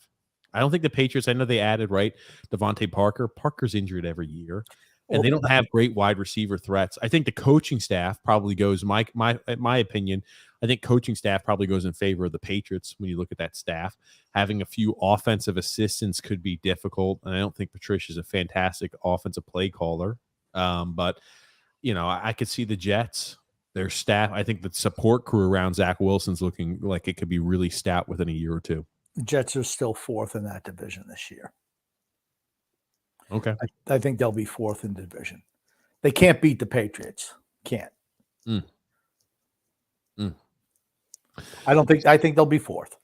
Dolphins second, Patriots third, Jets fourth. Buffalo's going to win that division. What are you expecting from a guy like Davis Mills? I think he'll be better. They got a new coach this year. Did they get a new coach, Davis Mills? I believe they did, right? I can't remember. I believe I think the Cutler. So maybe I'm just wrong with that. Maybe Mills doesn't. Who are the guys who are the same coach? Oh no, I called it right. Lovie Smith's head coach. David Cutler was head coach, so he's gone. But I mean, I like his moxie back there. I think last year was a total carnival for Houston with Deshaun Watson, and everyone just kind of wrote the season off from the beginning of the year, and they were terrible as well. But David Mills was a bright spot out of Stanford. Davis Mills, I'm sorry.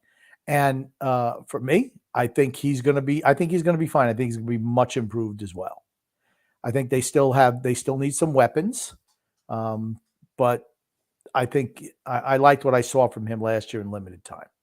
A lot of that production was in garbage minutes when games were blowouts already. I think it's worth taking that into account as well. I don't envision this guy being some fantastic quarterback that you say, oh, wow, he's a real snag in the third round. This is going to be a guy who's one of those franchise caliber quarterbacks or one of those all-pro caliber quarterbacks. We've got ourselves a Kirk Cousins here. I don't see that with Davis Mills. I could see him improving a bit. I do think that now with the Deshaun Watson situation gone, that's going to help everything in the room, from in the room to the on the field product for the Texans. They're still going to be a miserable team. I'm not expecting much from them, but regarding his play on the field, right? That's a guy where I think he kind of is what he is. I don't see him having a high ceiling. That's like with Mac Jones, right? I think he's a guy with a high floor, not a high ceiling. I still think he can improve a bit, but I don't have his improvement as astronomical. Like a guy with Davis Mills, I'm like, okay. I think his improvement is astronomical. For me, I think at the end of the day, Davis Mills and Mac Jones are going to be very similar quarterbacks. Yeah, more game manager type of guys, and there's nothing wrong with that. Now, let's talk a little bit about Justin Fields, Grump. What do you think about Justin Fields this year? Now, he's a guy who I think shows signs of occasionally being special. That Chicago team is not great, and we all know about the relationship he had with his head coach. Grumpy. So what are your opinions on Justin Fields? Another player with a coaching change, losing weapons, Allen Robinson III. Real quick, I think the coaching change for him, though, is a benefit, wouldn't you say? Well, but he's got to learn a new system. And I think that slows the development of all these second-year quarterbacks. Learning a new system is difficult. Your rookie year, you're bombarded with information. It's a process, right? Learning the system. And then your second year, you're with another new offensive coordinator, another new system. I think that players just struggle with that. Second-year players, not like they're veterans, kind of know the ropes of the NFL. So, I mean, will he be better than last year? Yes, but I'm not expecting a whole lot from him. Darnell Mooney is going to be the number one option for him at wide receiver this year. And there's really not much behind that. I mean, Cole Kmet is a tight end. But other than that, I mean, you got Montgomery as a running back. Pretty much the same cast of characters back, but you lost Allen Robinson the third. I think I don't think he'll be improved a little bit, but I just don't think he's going to make a big jump either.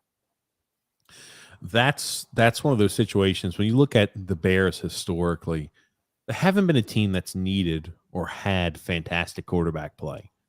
Who is the best Bears quarterback that you'd say in the history of the franchise? Sid Luckman. Okay. Well, when I hear that name, it just goes nothingness. It's a guy like, you put him above Jay Cutler. Sid Luckman? He's a freaking Hall of Famer. What time period did he play? Back in the 50s. Okay. My mistake. Okay. Gotcha. Let's modern day football. Jim McMahon. Better than Jay Cutler. Yes. Okay. Well, no matter what, you're not looking at fantastic quarterbacks. Is kind of what I'm trying to get to. You're not looking at fantastic quarterbacks year over year, and more that team's success when it comes to the postseason and even in the regular season comes from a fantastic defense and weapons around the quarterback and usually average quarterback play. This is a guy who I think does have the chance to be special. I think that they don't have any pieces around Justin Fields, and I mean almost no pieces around him. True. I think that's going to hurt him big time, right? That the new head coach, and I can't remember his name. What is it? It starts with an E, Grump. I forget his name. His thing. Oh. He's not good enough for me to remember his name right now. That's all I have to say. The guy who came over, was it Matt Eberflus? That's it. Yeah, whatever. I said, he'll have to win some games before I'm going to remember his name. Let me just put it that way. He says, we want to go ahead and put around a solid team, solid team around our quarterback. And drafting had no first round pick this last year, picks 2 defensive players in the second round. I mean, again, he's going to fill out a little bit there. I just do not think he has any weapons around him. That's a guy to where I feel like he is talented. Right, I think when you look at the talent, I think he's a more talented quarterback than Mac Jones. I think he's a more talented quarterback probably than Trey Lance and probably Davis Mills. I think on the talent list, right, I put him as a top 3 when you're looking at these guys. I don't know if he's more talented than Trey Lance. Trey Lance has incredible athletic ability. He just played at at one AA school. I mean, but talent-wise, Justin Fields played at Ohio State. So, you expect him to be better, or look better anyway than Trey Lance, just from the level of competition that he played. So for me, I'm not putting Justin Fields down, but just it's Chicago. I mean, they're always defense first, strong running game. It's not like they're throwing the ball over the park. And a lot of it's because of the weather that they play in. So, yes. I think it was a smart move drafting him, but not giving him any weapons and losing Allen Robinson, that hurts him going into the season. But I think his numbers will be better just because he's a second-year player and he's going to be the starter from day one. The wide receivers they had brought in, N'Keal Harry, he sucks. Pringle, that wide out for the Byron Pringle from Kansas City. For the Chiefs. Okay. I'm just saying the weapons there are not great. You lose Allen Robinson, and you say, we're replacing you with Byron Pringle and N'Keal Harry. Yikes. Yeah. Maybe we're missing a guy there too. I know they drafted somebody in the 3rd round, but yikes. That's all I've got to say on that one, Grump. Yeah. I think he could improve. I think he's a guy that I think he's got a high ceiling. That's like, we're talking about the high ceiling type of players. I think he's top 3 with the ceiling he's got. True. So for me, Trey Lance will make the most improvement this year. Can't help it. And I think Mac Jones is going to take the most regression. Wow. And like I said, a lot of that's because the other guys didn't really play well last year. If they regress, they might even be out of the league, right? Where Mac Jones played pretty well, I thought, last year for a rookie. And I think he'll take a little bit of a step back. And Trey Lance only played 2 games. So there's nowhere to go but up for him. Okay. I put Davis Mills in the category of he will take the further step back. Okay. I think Davis Mills will take a step so far back that within 2 or 3 years, he'll be out of the league. I disagree. He's a guy who won't have a starting job at the end of this year. I don't think so at all, Grumpy. I think a guy like Zach Wilson, is a guy who I think probably takes a big step forward. I think a guy, I know you're putting Trey Lance takes the biggest step forward. I don't know. I think Trey Lance could struggle. I think they're going to try to keep everything as safe as possible with him. I just cannot imagine he's worse than Jimmy Garoppolo. That's all. It's hard to imagine. Okay. Well, then he should be fine then. I mean, if he's not worse than Jimmy Garoppolo, you're fine with that. They went to. I'm just saying what Montana had said, what Young had said. He doesn't look like the guy, not yet, at least. Yeah, that always causes room for question and concern. And they still haven't moved Garoppolo. Yes, that's correct. Which I find astounding. Yep. So I just wanted to kind of go over a few of those second-year quarterbacks. Grump, who do you have as, just like a random question for you, who do you have as a team that's going to make the biggest jump forward this year in the NFL? Who are you looking forward to the most? Geez, I wasn't expecting. A broad question, I know, I'm sure. Biggest step forward. I'm saying it, and I'll go with mine first. This may be picking low-hanging fruit, but I'm expecting the Broncos to probably take that biggest step forward. They were a 7-10 team this year or last year. That's a team where I'm expecting they're going to have at least them, worst case scenario, they're going to be 11-6. They're going to be a playoff caliber team. Maybe they're even looking at 12-5. Russell Wilson being added to that team is a huge plus. They could still use a little bit better offensive line help on that side, but I think that they're going to take a big step forward. That's a tough division. The AFC West, I think, is the toughest, if not one of the toughest, if not the toughest division of all football. I'm going to say the Chargers. Okay. They didn't make the playoffs. I think they will make the playoffs this year and can make some noise as well. So who do you have the odd man out in the AFC West? Remember, it's the Chiefs, the Raiders, the Broncos, and the Chargers. I'm going to say the Broncos. Give the Broncos is not making the postseason. Tim Patrick tore his ACL. He's out for the year. Let's see what Jerry Jeudy can do. He's been injury prone his first 2 years. You have KJ Hamler, who's been hurt as well. I think Russell Wilson is a step up what they had. I just think that I'm just going to pick them. I'm going to pick the Raiders to just get on top of them. That you're right. That division is absolutely loaded. I think it's the toughest division in all football. Absolutely. They're going to be a fun game to watch. But I just like Josh McDaniels as the head coach and Davante Adams. I don't know. He never impressed me as a head coach before. Okay. You realize that was like 20 years ago. It was not 20 years ago. He was the head coach of the Broncos, wasn't he?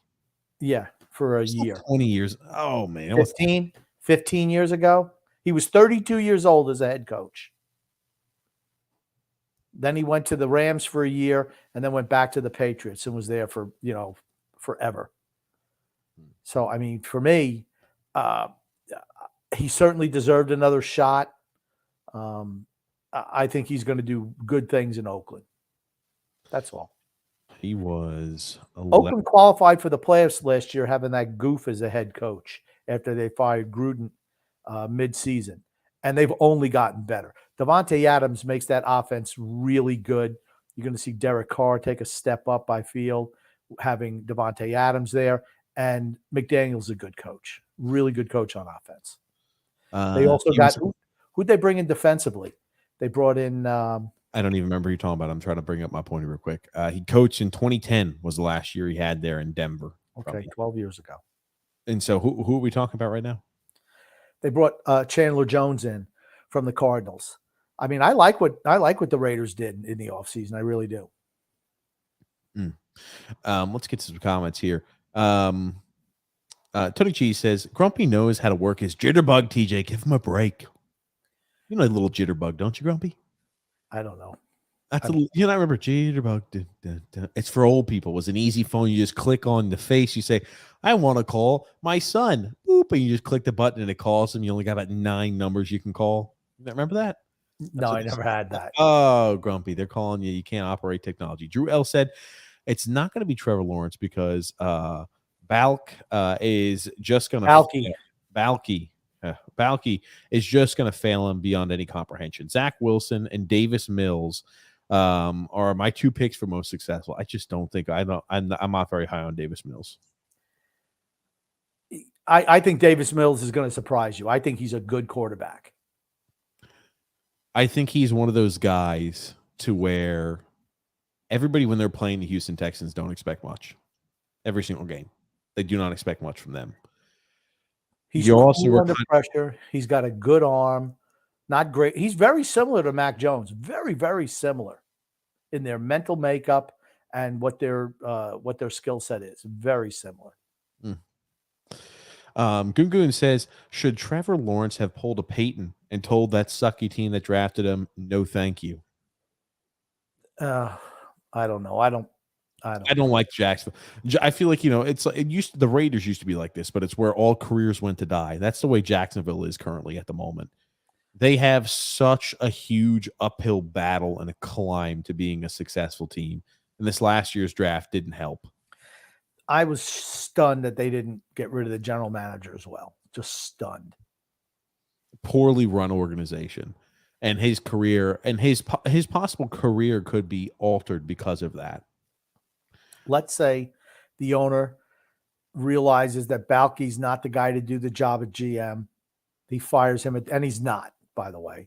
So he fires him at the end of the year. Then what's the first thing that a new GM is going to do? Gets a new coach. Get a new coach. And now you're on year 3 of 3 different head coaches. That's right. And that's how really talented players don't succeed. Yep. Because there's no continuity. They don't land. That's why do you think Brady? Okay, well, Brady was good for a lot of other reasons, but the fact that he played New England for 20 years, the same system, same coaches, continuity. You build on things from year to year to year. When you keep on knocking everything down to the foundation every year, you're just starting over from scratch, and it's just a struggle, particularly for a young quarterback. Gotcha. Drew L said, I know, by the way, this isn't sports related, but did you see that Alex Jones is about to lose $50 million over his comments about Sandy Hook? I'm not sure how he's going to do that. I'll be honest with you, I can't even tell you what's going on with that situation. I did see that he has like a trial or something's going on, but that's all I know about it. Gungun said, what did you funky bastards think about the announcement the other day of Joe? How do you pronounce that, Grumpy? Benego? Joe Bonino. Joe Bonino is coming back. I didn't realize he was coming back. He used to do sports talk show in New York. Joe Bonigo. How old? He's going to return to WFAN. W the fan. WFAN, Grumpy. Yeah. He's in his 70s. Holy shit. He's going to be 70 years old. He's pretty old. I never really thought much of him anyway.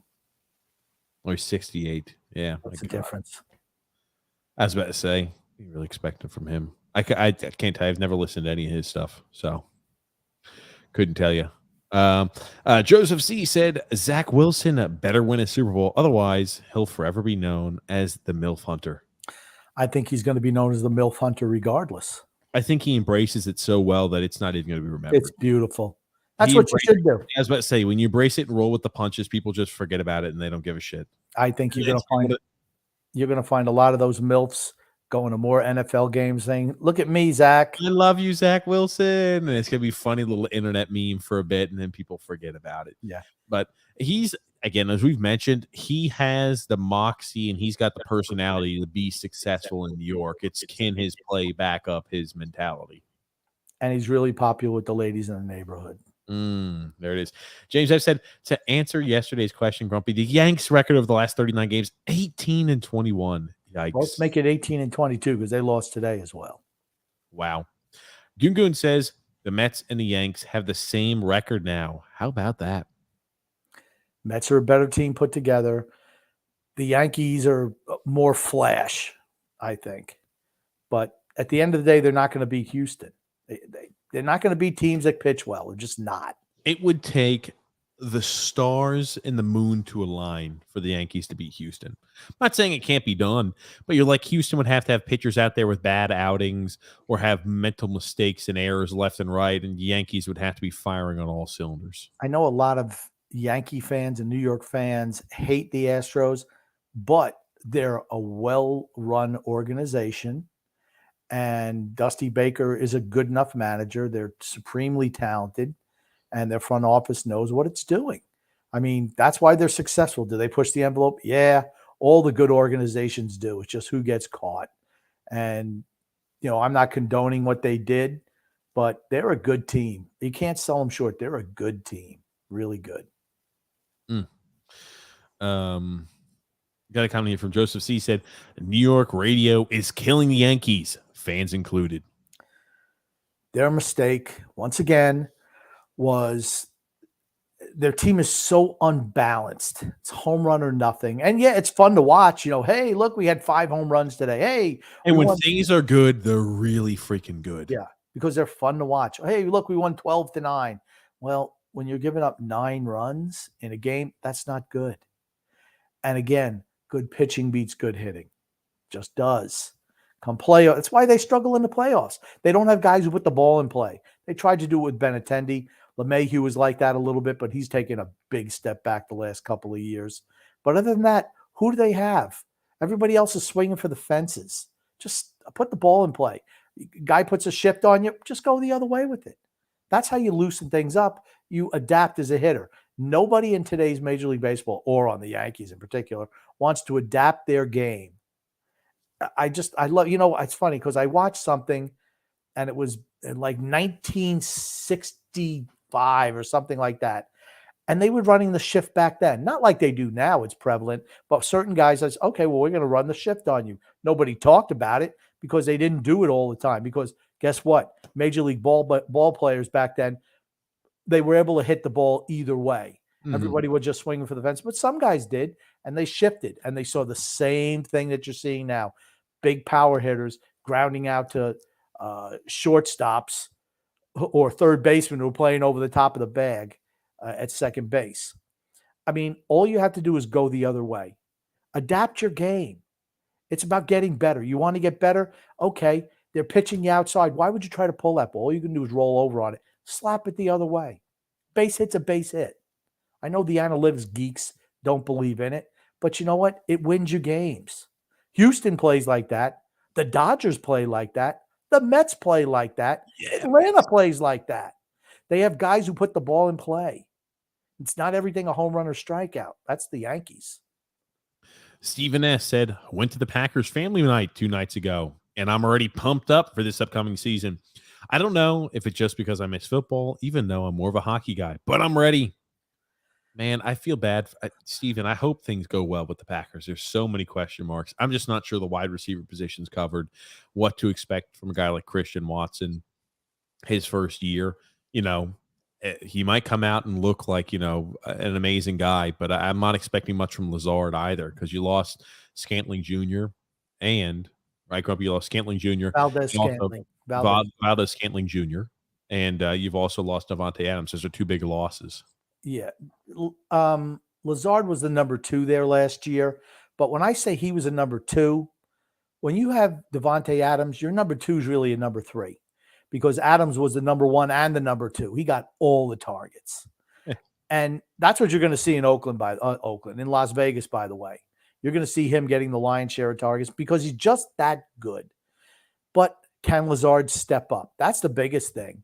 I mean, Christian Watson, another guy playing from a lower level of college football, can run, but he's not a great route runner. I mean, I think asking him to be the number 1 guy in his rookie season that's just a bridge too far for me. So Lazard's really going to have to step up. That's the key for their their season this year. Can Alan Lazard step up and be maybe a 1B wide receiver at as in the first guy? Because I mean, it's going to take Christian Watson a bit to be the guy. I mean, I'm not saying he can't. He's more of a project type player. You see sometimes wide receivers step in, and the way the league's been moving now, you'll see occasionally guys like Jamar Chase, Justin Jefferson, their first year they're in the league, they'll come out and they'll put up gaudy video game-esque numbers for a rookie. I don't expect that from Christian Watson. He didn't play at one of the higher levels. He's a little bit more raw when it comes to the player. He's more of a project type player, Grump, I think. Right, exactly. I think also for Green Bay, you're going to see Aaron Jones and A.J. Dillon splitting more time in the backfield as well. And I think possibly you're going to see A.J. Dillon catching more passes out of the backfield, where that's always been Jones's purview in the past. I think now they're going to have to implement both guys in the passing game, so they're not so easy to turn. Oh, Dillon's in the game. You know it's a run. I think they've got two really good running backs. They need to utilize that more. I think they need to use, because you look at positions of strength, used to be wide receiver, used to be a position of strength for them, Grump. And Aaron Jones was really good, though. Who? Aaron Jones, a running back. I'm sorry, I thought you said Allen Jones. Yes, Aaron Jones is good. But I think position of strength, I think A.J. Dillon's a good running back. You'd be a solid running back on any team in the NFL. And you're looking at a guy like Aaron Jones, too. He's a solid running back in the NFL. You've got two real solid running backs. You have to utilize that as a strength. Robert Tonyan is, to me, a serviceable tight end. Serviceable is probably how I describe him, too. But I think his numbers were inflated just by the fact that people had to guard Adams. That's a huge loss. I don't see how they overcome that this year. I just don't. It's going to be tough. It will. No doubt about that. Joseph C. said, amazing how everybody had them in the World Series favorites. And now, according to a lot of Yankees fans, they're bums. They're certainly not bums, despite the mediocre record as of late. No, they're not bums. But every team goes through ups and downs during the season. But I said right from the beginning, I don't like the way they're constructed. It's just home run or nothing.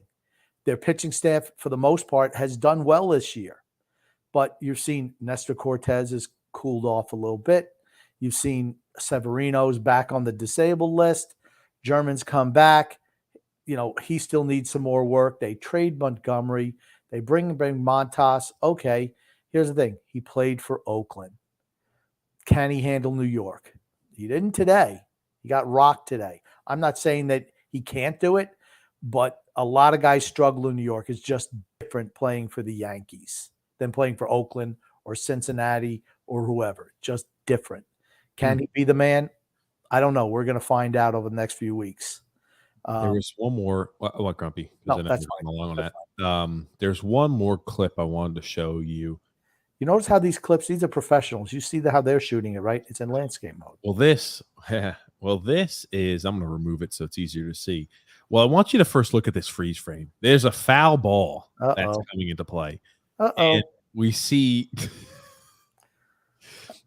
fan number one here. Doesn't look like he's too ready to catch the ball. Little boy looks like he's no. This looks like I'm gonna push the ball away because I'm afraid it's gonna hit me in the face.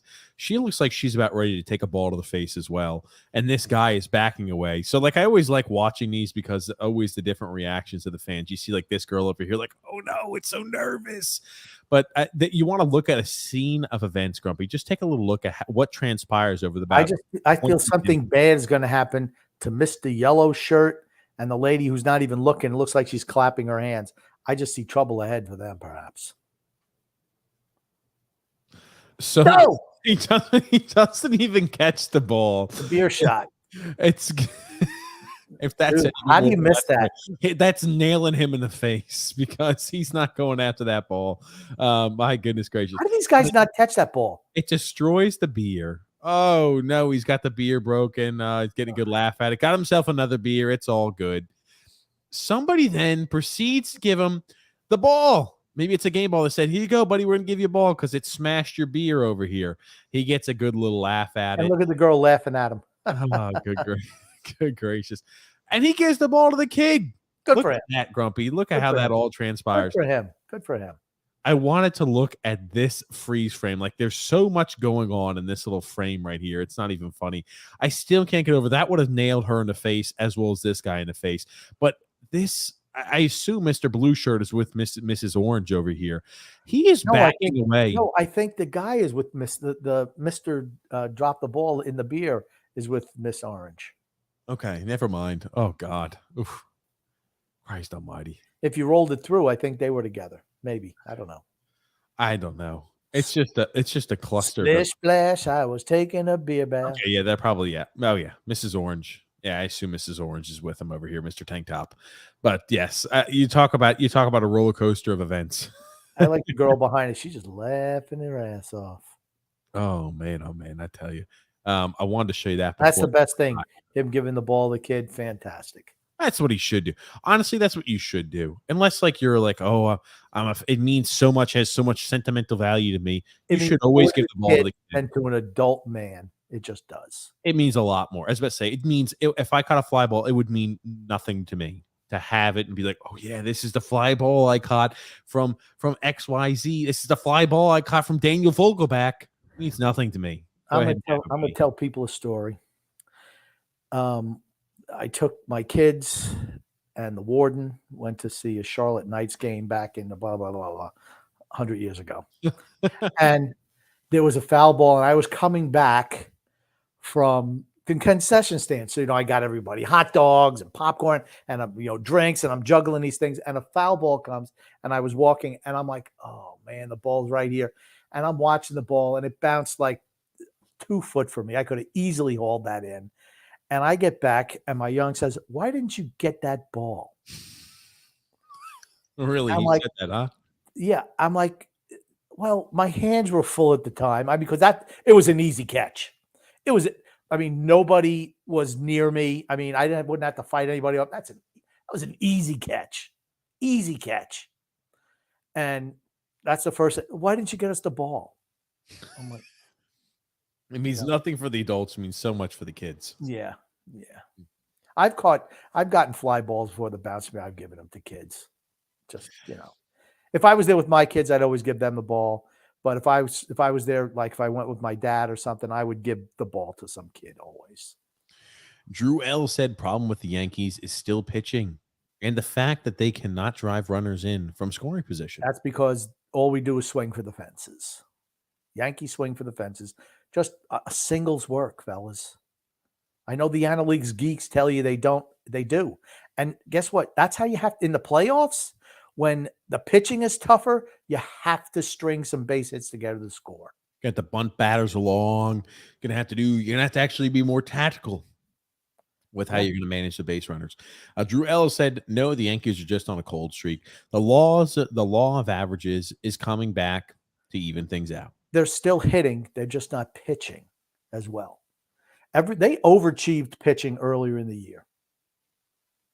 Like James Italian had a very good first half of the season. He's been terrible. So much. I mean, Cashman gets an F for me for GM in this year. F. What are the Yankees playing it cheap? John P. says, there is no doubt in my mind that Zach Wilson will improve over last year. The stories out of training camp, not just him, are that they're a team on the rise. And we shall see. But as a Jets fan since 1967, hope springs eternal. Yeah, the Jets will be better than last year. I like Robert Saleh as a coach. I really do think the Jets are rounding the corner. For me, can the offensive line, and particularly the pig, yes, they will, who plays tackle, can he stay healthy, and can they block for Zach Wilson? That's the key. I mean, even though he makes a lot of plays when he's running around out there, that's not what you want from him. Yes, I do think the Jets' offensive line will be much better this year than it was last year. I firmly believe that. It's funny. I'm wearing a new shirt today, TJ. I saw that. I wasn't going to mention it, but I saw it. What's going on with that shirt? My really nice younger son got me a shirt. It's called Ship-Faced Saloon. So he won a free shirt at a bar and gave it to you because it probably didn't fit him. No, that's not it. Are you sure? I'm sure. I know that son of yours. It was purchased. See, I never get anything from TJ, but my younger son, very, very nice. Did it come with a tag on it, or was the tag not on it, Grumpy? Came with tags on it, yes. Multiple tags. Sure did. Also got me a little rock candy here. A little rock candy. You don't need to be eating that now, Grump. He got the warden a shirt. Wow. Got her some little pack of goodies over there. When did he go there? What was that? He went to some beach somewhere last week. I can't read. It's upside down. No worries. Southport, North Carolina. I don't know where that is. Frank says all teams slump eventually in baseball. Especially in baseball. Mm-hmm. And Frank also says, Grumpy old man, that's comical that you put soft fins over the Dolphins over the New York Jets. The soft fins. And the Jets defense will shock many. Oh, where's that? I had not heard that one before. Soft fins. Oh, good gracious. I just think that the Dolphins are going to be better than the Jets this year. I don't even think that's even up for discussion, honestly. I think the Dolphins take a big step forward. I think the Jets maybe have a chance. That division's shaking up to be a really tough division too. No. I think the Jets are a team on the rise. I do believe that. I do believe the offensive line's better. I think they're surrounding with weapons. I think the defense is ironing itself out. Maybe I think the Patriots are always the Patriots, and you got the Bills and the freaking Dolphins. I think that's evolving into a really, really tough division. Okay. That division is the same it's been for the last 25 years. It's one team that's really good, and then everybody else is what they are. The Bills are the daddy of that division right now. And okay, maybe the Dolphins are a little bit better, which I think they are. The Jets are probably a little bit better. The Patriots aren't as good as they used to be, but it's the Bills division for the foreseeable future. Just like the Patriots won, 19 out of 20 years? I mean, there's a reason. Stephen S. says here, you want to talk about not driving in runners. Look at no further than my team, the Brewers. Our pitching is mostly phenomenal, but our offense is insanely inconsistent or ice cold. Yeah, that's true. That's true. Drew L says here, TJ, speaking of the Knicks, I sent you a clip of my favorite content creators absolutely roasting and toasting Danny Ainge. Danny Ainge, a man who just will never make it. Here we go. So Tony Jones, here we go. This is what he said. He said the Knicks aren't close to meeting Danny Ainge's threshold, his price threshold. In fact, he thinks that Danny Ainge is upset because of the low balling that's been going on. No, sorry, Danny. Oh, Danny's sad. Jesus. Knicks are the only team with the picks package Danny Ainge wants. So he's upset. He's upset that the Knicks aren't willing to be stupid and overpay. Oh, they're not giving me the 7 picks that I want, or 8, whatever it was rumored. I think it was actually 7. Someone came out and said it was 8, and I think it was Mark Stein who came out and said, no, I never heard 8. But I think he said more than 6, so that puts it at 7. That's a lot. It's way too much for a guy who's never been an MVP. He's never been an All-NBA player. Harden, Anthony Davis, these guys were traded. They didn't get traded for this kind of a package that Danny Ainge wants. It's crazy. It's absolute madness. What do you think about that, Grumpy? Talking about at least the Knicks trying to move with the Utah Jazz for Donovan Mitchell. Didn't they get Donovan Mitchell? Not yet. Okay. Danny Ainge is always like that, though. He was like that when he was with the Celtics. He has to kill on every deal. If he doesn't kill, he's not making the trade. He just refuses. He'd rather, I'm surprised he's going for all draft picks. He did the same thing in Boston and wound up not using any of those picks. I don't know. But here's the thing. If they think that he's going to lower his price, they're crazy. It's not going to happen. Well, they're going to have to pay the price. And Donovan Mitchell's young, too. When they talk about James Harden, Donovan Mitchell's 26. How old was James Harden when he was originally traded to the Rockets originally? I don't know. Was he like in his late 20s, early 30s? Yeah, probably. I don't remember. It's like the timeline's all jumped. It was a long time ago. Oh, man. Tommy S. says, Broncos country. Broncos country. Let's ride. Wilson is cringy. Go Giants. TJ and Grump. Who's your teams? I'm a Giants guy. I saw that thing with Wilson. I was going to send that to you, TJ. Okay, have you not seen? I'll let you react to it live because it's a meme all over the place. And I saw all the players doing it. And who's Ciara? Is his wife? Hold on, no, a whole bunch of college quarterbacks. Like, who the hell was that miserable quarterback for the freaking Georgia Bulldogs who transferred to the West Virginia Mountaineers? Will Grier?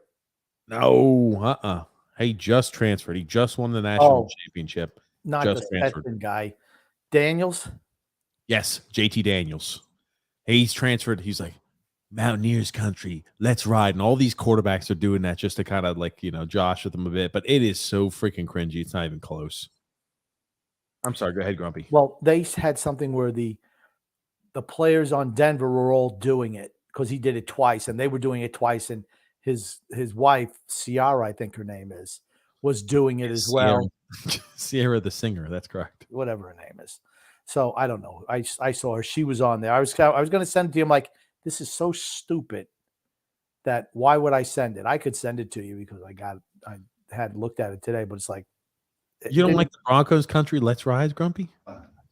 I just thought it was dumb. I didn't know. I'm like, okay, what the hell does this even mean? It's unbelievably cringy, is what it is, and that's why I gathered the press it did, because Russell Wilson's a nice guy and he's known for that, right? He's known for being a good guy in the league. But let's ride. Let's ride. Broncos. Let's ride. One more time, Broncos country, let's ride. Broncos country, let's ride. Broncos country, let's ride. Broncos country, let's ride. Broncos country, let's ride. And they had the player. Now I see why the players were doing it. And all the so it's not just them. She was doing it, and she was like riding it. I mean, literally. I'm like, and there's he's a like, whole bunch. Broncos country, let's ride. So, like you see here, there's JT Rattler, who's now at USC there, University of South Carolina. He's like, Gamecocks country, let's ride. And you got there that JT Daniels at the Mountaineer country, let's ride. And all the coaches and all the quarterbacks were doing that just to kind of like pick fun at them a bit. Well, they had today. They showed all the Denver, and the Denver guys were funny because they were mimicking Russell Wilson, which was cute. But I'm like, this is so stupid. Who would even, because, I have no social media presence, so I have no idea that was a meme, a tweet, whatever the hell it was. I have no idea. So when I saw this, I'm like, okay, they said something. I said, well, I'll look at it. And I'm like, this is so dumb. It was scary. It's all based off of his just. Yeah. And they were doing the same. Bronco country, let's ride. And all the wide receivers are doing it. It was just so little emotion in it, right? Like you're supposed to be like that. What they're doing when they're videoing that, for those who might not be familiar, they're literally trying to just go ahead and get something when it's like, it's third down, Broncos, get ready. And that's when Russell Wilson goes up there on the Jumbotron at the stadium. He goes, Broncos country, let's ride. He's supposed to be he's supposed to be doing something like that, to do something out of his normal, lexicon, something to pump people up. And I'm like, even when he's doing that, he's just so milquetoast. Broncos country, let's ride. Yeah, Broncos country, let's ride. That was it. I'm sorry. Thanks, Tommy, for bringing that one up. I almost forgot about it. Joseph C. said, I feel bad for Justin Fields. The Bears have done nothing to help him. They're throwing that kid to the wolves with no offensive line. I really do. You right, Grumpy? Yeah, I'm fine. Thank you. What's going on there? I'm trying to see if I can find that to send it to you. Okay. The Broncos players doing it. Okay, I could Google it. Don't worry about it, All Grumpy. right. If you want me to do that for us, Grumpy, start reading some comments and I'll get the Googling. Okay. Joseph C. says, I feel bad for Justin Fields. The Bears have done nothing to help him. They're throwing that kid to the wolves with no offensive line. That's, unfortunately, when you have poor management and you have a poor team and you get yourself a quarterback, they don't think about the offensive line. That's the most important thing. My dad always said that you should get the offensive line first and then get your quarterback. And my thing was, you can't do that because a quarterback doesn't come out every year. But he was a big proponent of building up the offensive and defensive lines. And he's right. Games are won and lost in the trenches, particularly, back when he was watching. But if you do have a quarterback like that, you have to get them offensive line help. You got to keep them upright. You got to get wide receivers. You got to get targets for them. And like I said, the Bears, they flopped this offseason. Jacksonville flopped. Houston, yikes. I mean, the Jets. I thought they could have done better. But they did get him a weapon anyway. So I think the Bears have thrown him to the wolves. He's going to be in an issue. He's going to be trouble. I think he'll improve as a player, but I'm like, man, oh man, they need to start really honing in on improving the offense. It's as simple as that. Here's the thing I was talking about. I know, Grumpy. Business right here, just off of let's ride. Let's ride. Let's hear it one time. Let's ride. Let's ride. She doing all sexy too. I like that. Let's ride. That's it right there. Broncos country. Let's ride. Broncos country. Let's ride. He's like Broncos country. Let's ride. He's like Broncos country. Let's ride. He's like Broncos country. Let's ride. Broncos country. Let's ride. Broncos country. Let's ride. That's right. Cortland Sutton's also there for the Broncos too, Grump. Yep. So, I mean, they got a lot of weapons there. Broncos country. Let's ride. Like I said, when I just watched that, now I watched it again. It's like, yeah, it was stupid. It's You told stupid. me to bring it up. You wanted me to bring it up for Well, you. yeah, I thought, okay, yeah, but now I remember, like, yeah, that was dumb. I know. looking That's at it what it's again. like when I was watching it. I was like kind of watching it. I was like, okay. What the hell? What the hell is Ciara doing on the practice field? It must be take your wife to work day. I don't know. I don't know. Here's the thing. They better. It's early, right? Maybe that was during OTAs. That was a while ago. That Broncos country let's ride happened like 2 months ago, Grump. So I'm glad now you're finally getting caught up with it. Andrew L said, "Did you guys see Spencer Strider's comments after the game?" He said that the Mets are having good luck. A lot of weird hits. See what things are like in October. Sounds like he's throwing down the gauntlet of challenge. Spencer freaking Strider, pitcher for the Braves, right? Yeah, he's the one with the mustache. He's had a good year. How long has he been in the league for? This is rookie year. Shut the fuck up, kid. That's what I would tell him. Sit the fuck down. Your MLB career has been a freaking blink, okay, buddy? You just got done. I think if he continues like this, he's a Hall of Famer, surefire Hall of Famer. You know what, Grumpy? I got to tell you this. He can be picking his teeth up off the floor, talking like that. I mean, like, what? Oh, they're getting real lucky. Come on.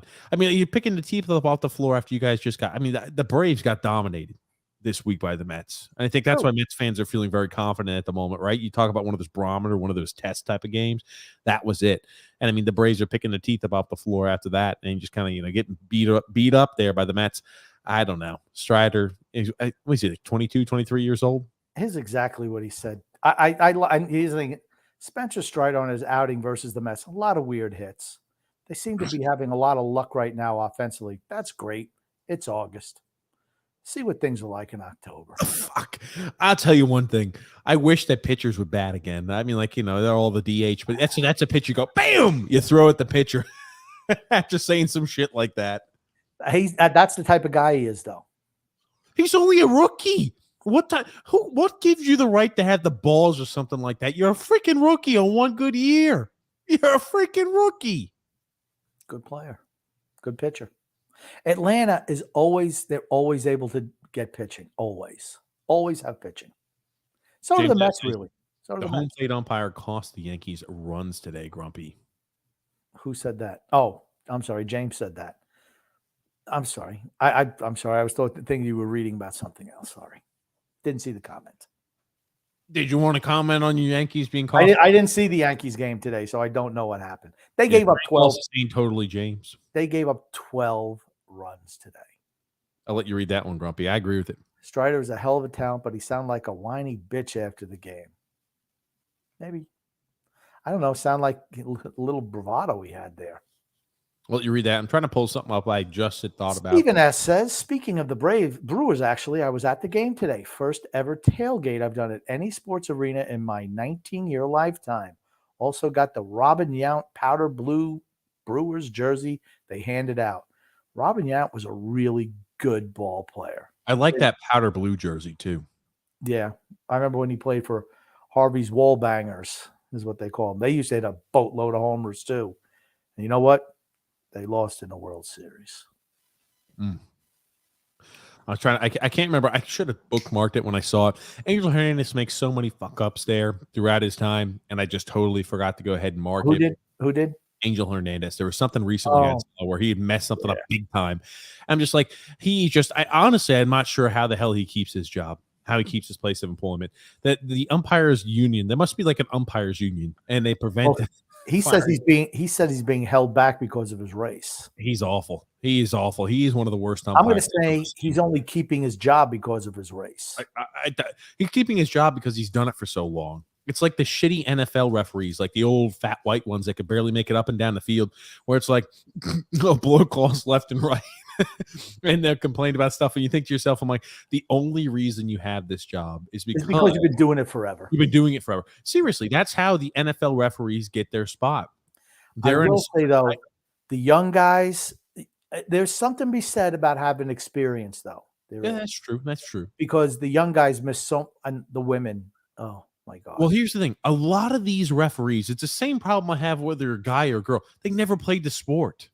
Never, ever, ever. I remember I was going to ref for a little bit, and they were like, oh, yeah, we're going to move you automatically right here, and we're going to maybe give you some college games, too. And I'm like, I'm just starting. Oh, well, you're familiar with how the game works. You're familiar with the calls. You're familiar with how that stuff works. I'm like, okay, gotcha. They have so few people that actually do that work in those jobs. That's why you see these college referees. You're like, like people who had never played the sport before. You ref it if you're young enough. You ref for like 2 or 3 seasons.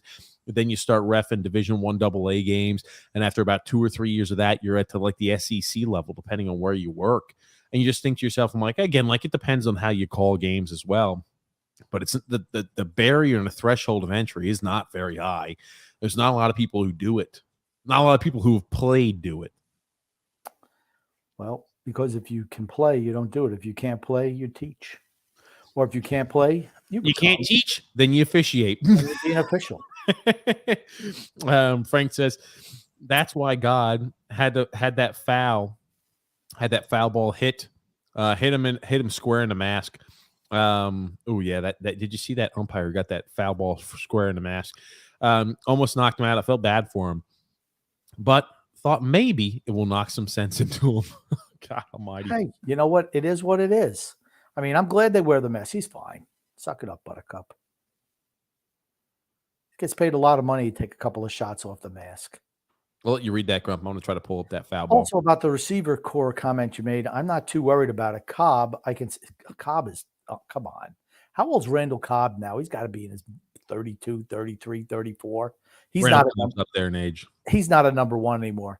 While Lazard is a number 2.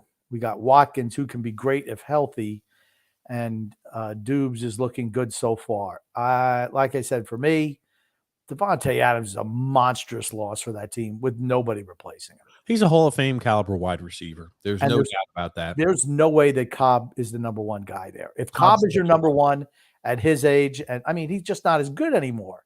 I know that Rodgers has trust in him, but that's the only place he's ever played even remotely well is in Green Bay. I just don't see him being a number 1. If he's your number 1, you're in trouble. Lazard needs to really step up. Not Cobb, Lazard. And Watson, I don't know about him. I'm not expecting big things from him this year. I think they have a lot of ifs and nuts in a bag of nuts for Green Bay. If and buts in a bag of nuts, Grumpy? Pretty much, yeah. I've got something. I want to make sure it's correct here before I pop it up. Watch that picture. This is in an MLB game. There was Yordan Alvarez gets struck out, and they don't actually. Did you see that? I did not see it, but I heard it. Give me 1 second here. He got struck out. Yeah, he got strike 3, and they just completely forgot. The umpires didn't know the count. None of the managers for either team or the players knew the count to complain about a strikeout. Good, Grump. That's the thing that's unforgivable to me is the catcher, the pitcher, and the manager of, I think it was the Red Sox. Team. Was it the Red Sox? Yep. Not knowing how many strikes. I mean, that's what you're there for. Yeah, you want to talk about, you do not see that at the MLB level. Yeah. This is like something that happens maybe once a decade, this type of stuff. So here's strike number 1. That's a nice pitch right there. Rich I Hill. thought so too. And here we go. Here comes a foul ball. Let me go back here so we could see the actual foul. So the count is right now 1-1. We just saw a strike on Rich Hill. Now we see a foul ball. It doesn't get caught. It just goes squirting out of their reach. Oh, man. See, okay. Why was that? Why was there no play on that ball? Why is there no play on that ball? Because the third baseman is playing over shortstop. That's an easy play for a third baseman. Yeah. Playing the shift cost them an out. It happens sometimes. Yeah. And not counting and not being aware of what the count is, the pitch count also cost them another out. Hold on 1 second here. What about the announcers? Did they get that? Or would they not get it either? Let's see if they do or don't. Chill at 42 years old, 340th career appearance in the big leagues. I was about to say, Rich Hill has been in the league for a long damn time. Yeah. Career start against the Astros. Toronto. Yeah. There's strike. Is anyone? Laredo, and it's 1-2. Hold on. How does a pitcher? Hold on. God damn it. You wanted to hear if they didn't say anything, and here you are speaking over. Give him 1 second, Grumpy. Come on. Calm down. Yeah. Laredo, and it's 1-2. You know you're good when you start to mess with pitchers' arm angles and they try and Okay. create Nope. pitches. They didn't notice, Grumpy. I'm sorry. I didn't mean to cut you off, but they didn't notice. Asleep. How does the pitcher not know how many strikes he has on a batter? Pitcher, How does a catcher not know? manager. No. And here's the thing. Even the people in the crew, the announcing crew, aren't like, I think that's the third strike. Nobody caught this mistake. Nobody did. The ump. It wasn't like, here's the thing. It wasn't like the guy on the first or third base umpire didn't even catch this either. How do you? I mean, if I'm watching the game, I catch it. Holy shit. It still results in a ground out, but I'm just like, my God, it's, it could have obviously resulted in something way different than that. Yeah. And you just completely missed that. And did you get to the Curtis Lazar, Grumpy, as I was pulling that up? Yes. Okay, gotcha. Christopher C says Jake is like Matt Barzal of the Mets. Jacob deGrom is like Matt Barzal of the Mets. What do you guys think? Mets are a better team. Now he did get the win today, but it's been notorious no matter how well he pitches, the Mets don't win when he pitches. It makes me upset for him because he'll go out there sometimes to pitch 7 or 8 innings. Could have potentially been a Hall of Famer if he had some more wins. Don't get me started, Grump.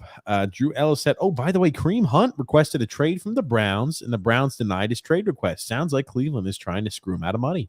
No, they're not getting – okay, you cannot be trading Kareem Hunt a week into training camp. I mean, if he really wanted to be moved, they would have done that in the offseason. This way you can – let's say Nick Chubb goes down, which he does every year. He misses a couple of games. You have Kareem Hunt who can fill in for him.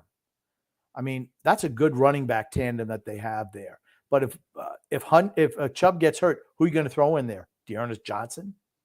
I mean, no. If you wanted to be traded, you need to let us know, before the league season started in March, so we could start planning to move you and then, draft somebody else or acquire another running back. That's not happening as we go into training camp. Crazy. That's what I would have said to a tough shit next year. I think you wanted a new contract. You wanted money.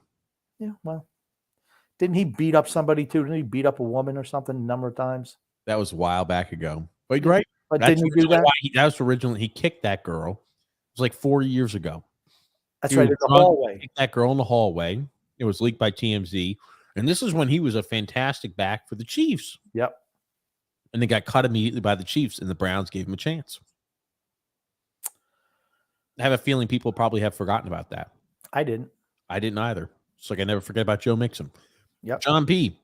says, by the way, does next year's NFL Hall of Fame class include Darrelle Revis and Joe Klecko? Darrelle Revis, yes. Joe Klecko, I don't think so. And it's too bad because, once again, he's defensive lineman. I think he was the only guy to make a Pro Bowl at nose tackle, defensive tackle, and defensive end. I don't know if it was all pro or Pro Bowl. Joe Klecko was a really good player in his day. Injuries got him. I just think the fact that he played for the Jets and they were losers most of the time. He was part of the New York Sack Exchange when Walt Michaels was the head coach going back into like 1982. But I don't know if he's going to get in the Hall of Fame. Darrelle Revis, yes. It's hard for defensive linemen to get in the Hall of Fame unless you have a bunch of sacks. Or unless you're Aaron Donald, who does have that as well. He has a bunch of sacks, though. Frank says, I still don't get why the Yankees traded away Montgomery. I didn't understand it either for Harrison Bader, who's on the injured list. I mean, he's another guy who gets on base, but it's like, okay, you had to give up a pitcher from your major league roster. I mean, I don't think that Montgomery is great, even though he certainly looked like that yesterday against the Yankees pitching for the Cardinals. Shutout. On that foul ball, he said it looks like a more fun version of beer pong. Without a doubt. Absolutely. Nick A said, hey, it's that Pete Alonso's brother on the left. Oh, man, for that. Oh, good gracious. Where the heck, what the heck shirt is TJ wearing? LOL. Frank, this is the Barry and the Vets shirt. This is the shirt we had made when Barry Trotz was the coach, but no longer. Still available. Still available for sale. Nick A also says, is it a given at this point that Kadri is an Islander and we will get all the signings a week before camp? I think it's pretty much, I think I'd say with confidence, Kadri, about 95% likelihood Kadri's an Islander. I don't know. I still don't know because you haven't heard Colorado say we're out. If Colorado has gone another direction and tried to add somebody else, I'd say, okay, they're out. I don't think they've done that yet. So maybe there's something, where they say, well, if we can get the money, we'll sign you. Who knows? Stephen S. says here, I don't know if you guys saw it or if someone posted it yet, but some fan at the Brewers game today ran out onto the field around the third baseline. May or may not have to do with public intoxication. He says, credit to the young fan. He made it to center field and even got a good stiff arm on one of the security guards trying to tackle him until he got tackled by 3 security guards. Whole stadium was cheering. Let's see if I can find that up, Grumpy, but I'll pop this up for you. I just want to mention, I did not see that, by the way, but I'm sure we're going to look at it now. But they had also a thing on Derrick Henry doing a stiff arm on a guy who holds a helmet on a stick. And I guess he broke the helmet. I don't know. I mean, it didn't look that impressive to me. I didn't break it down, but it is what it is. I guess Derrick Henry is in mid-season form. Derrick Henry on mid-season form. What does that say, Grumpy? Russell Wilson in that video is like having Barack Obama as your hype man, just too calm. God, there it is. Hold on a second. I'm seeing a whole bunch of these. There's a whole bunch of these fans on the field type of segments. Oh my God. Hold on a second. I did find the one from the Brewers game. Let's pop that up. Give me a sec. Yeah, if you feel anything like that, Grumpy, when again. Oh, that kid can run. He's moving all right. Whoop. Oh, the stiff arm. Oh, yeah. Yeah. And look at that guy. He jumped on top of him. He's like, yeah. Okay. Even though he's already got 2 or 3 guys on him. He's like, I'm going to give him the big splash. The guy who got stiff armed, man, that's embarrassing. Watch what he does after he gets stiff armed. Look at this guy. He wanted nothing. This boom, guy knocks him over. Now watch him, though. Watch him. He gets up. Boom. Belly jump on top. I was about to say, try to elbow drop on the guy. Yeah. Yeah. Okay, buddy. You want to make me look bad? I'm going to hurt you. Oh, man. Oh, man. And honestly, he gets what he gets. You're not allowed to run around on the field. This is not, Sundays you get to run around the bases after the game. That's not what it is. I do occasionally like to see sometimes, Grumpy. I do occasionally like to see to where the guy who runs out in the field who interrupts the game escapes. I do occasionally like that every once in a while. Not all the time, but just like.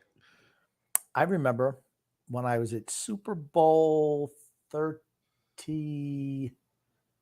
Janet Jackson. 30.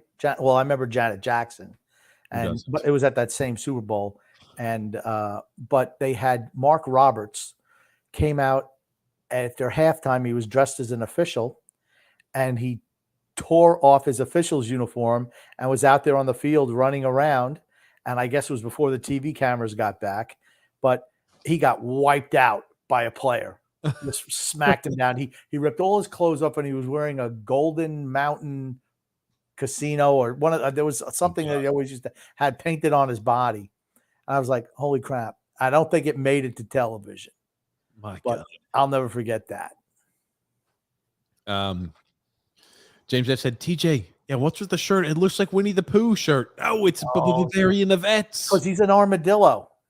He's an armadillo looking son of a gun. Frank also said, or the horse's head from Godfather. Oh, man. How soon they forget about Barry Trotz. Now this, thank you, Drew, for sending this to me. He said, it looks like Daniel Jones is already in midseason form. He sent Must this have thrown a pick. Looking probably great. Man, that's good. Well, okay. In his defense, he looks over. There's no way he's completing that pass. No way. That's a throwaway. If he tries to complete that pass, that's a pick six. That's a good move by Daniel Jones right there. He does. The wide receiver does kind of slip up a bit when he's running through his cut, so maybe that slowed him down. He had that little slip, and it didn't allow him to get back to the ball. He saw him, and he's like, All right, that's not happening. Oh man. I mean, a good little pocket. Yeah. Daniel Jones, Hall of Fame, grumpy after a pass like that. I'm feeling bullish on Daniel Jones. Yeah. Okay. Yeah, James, I said Yankees still had 15 hits and lost. Well, they gave up 20. So, can't do that. Frank said Robin Yount was great. I saw him often. First, start off as a shortstop, wound up being a center fielder. Hall of Famer. Over 3,000 hits. He was the best. Him and that 82 was special. We were one game away from winning that series against those dirty Redbirds from St. Louis. Still the best Brewers team in our club's history, without a doubt. They were good. Drew says, I just logged on to Twitter and I see that Sal Licata is beefing with some guy named Matt Chernoff, who's an Atlanta radio host. And James there, Grumpy. You guys pumped up for another season of LLGWS, Little League World Series? Sometimes I yell at the TV for these kids to make the wrong play. I forget they're kids, LOL. They're 12. But I'll tell you what, they're big 12-year-olds. It's like every single one of them are hitting puberty already. Yeah, and then some. James once again comes back and says, you guys thoughts on the NFL Hall of Fame ceremony?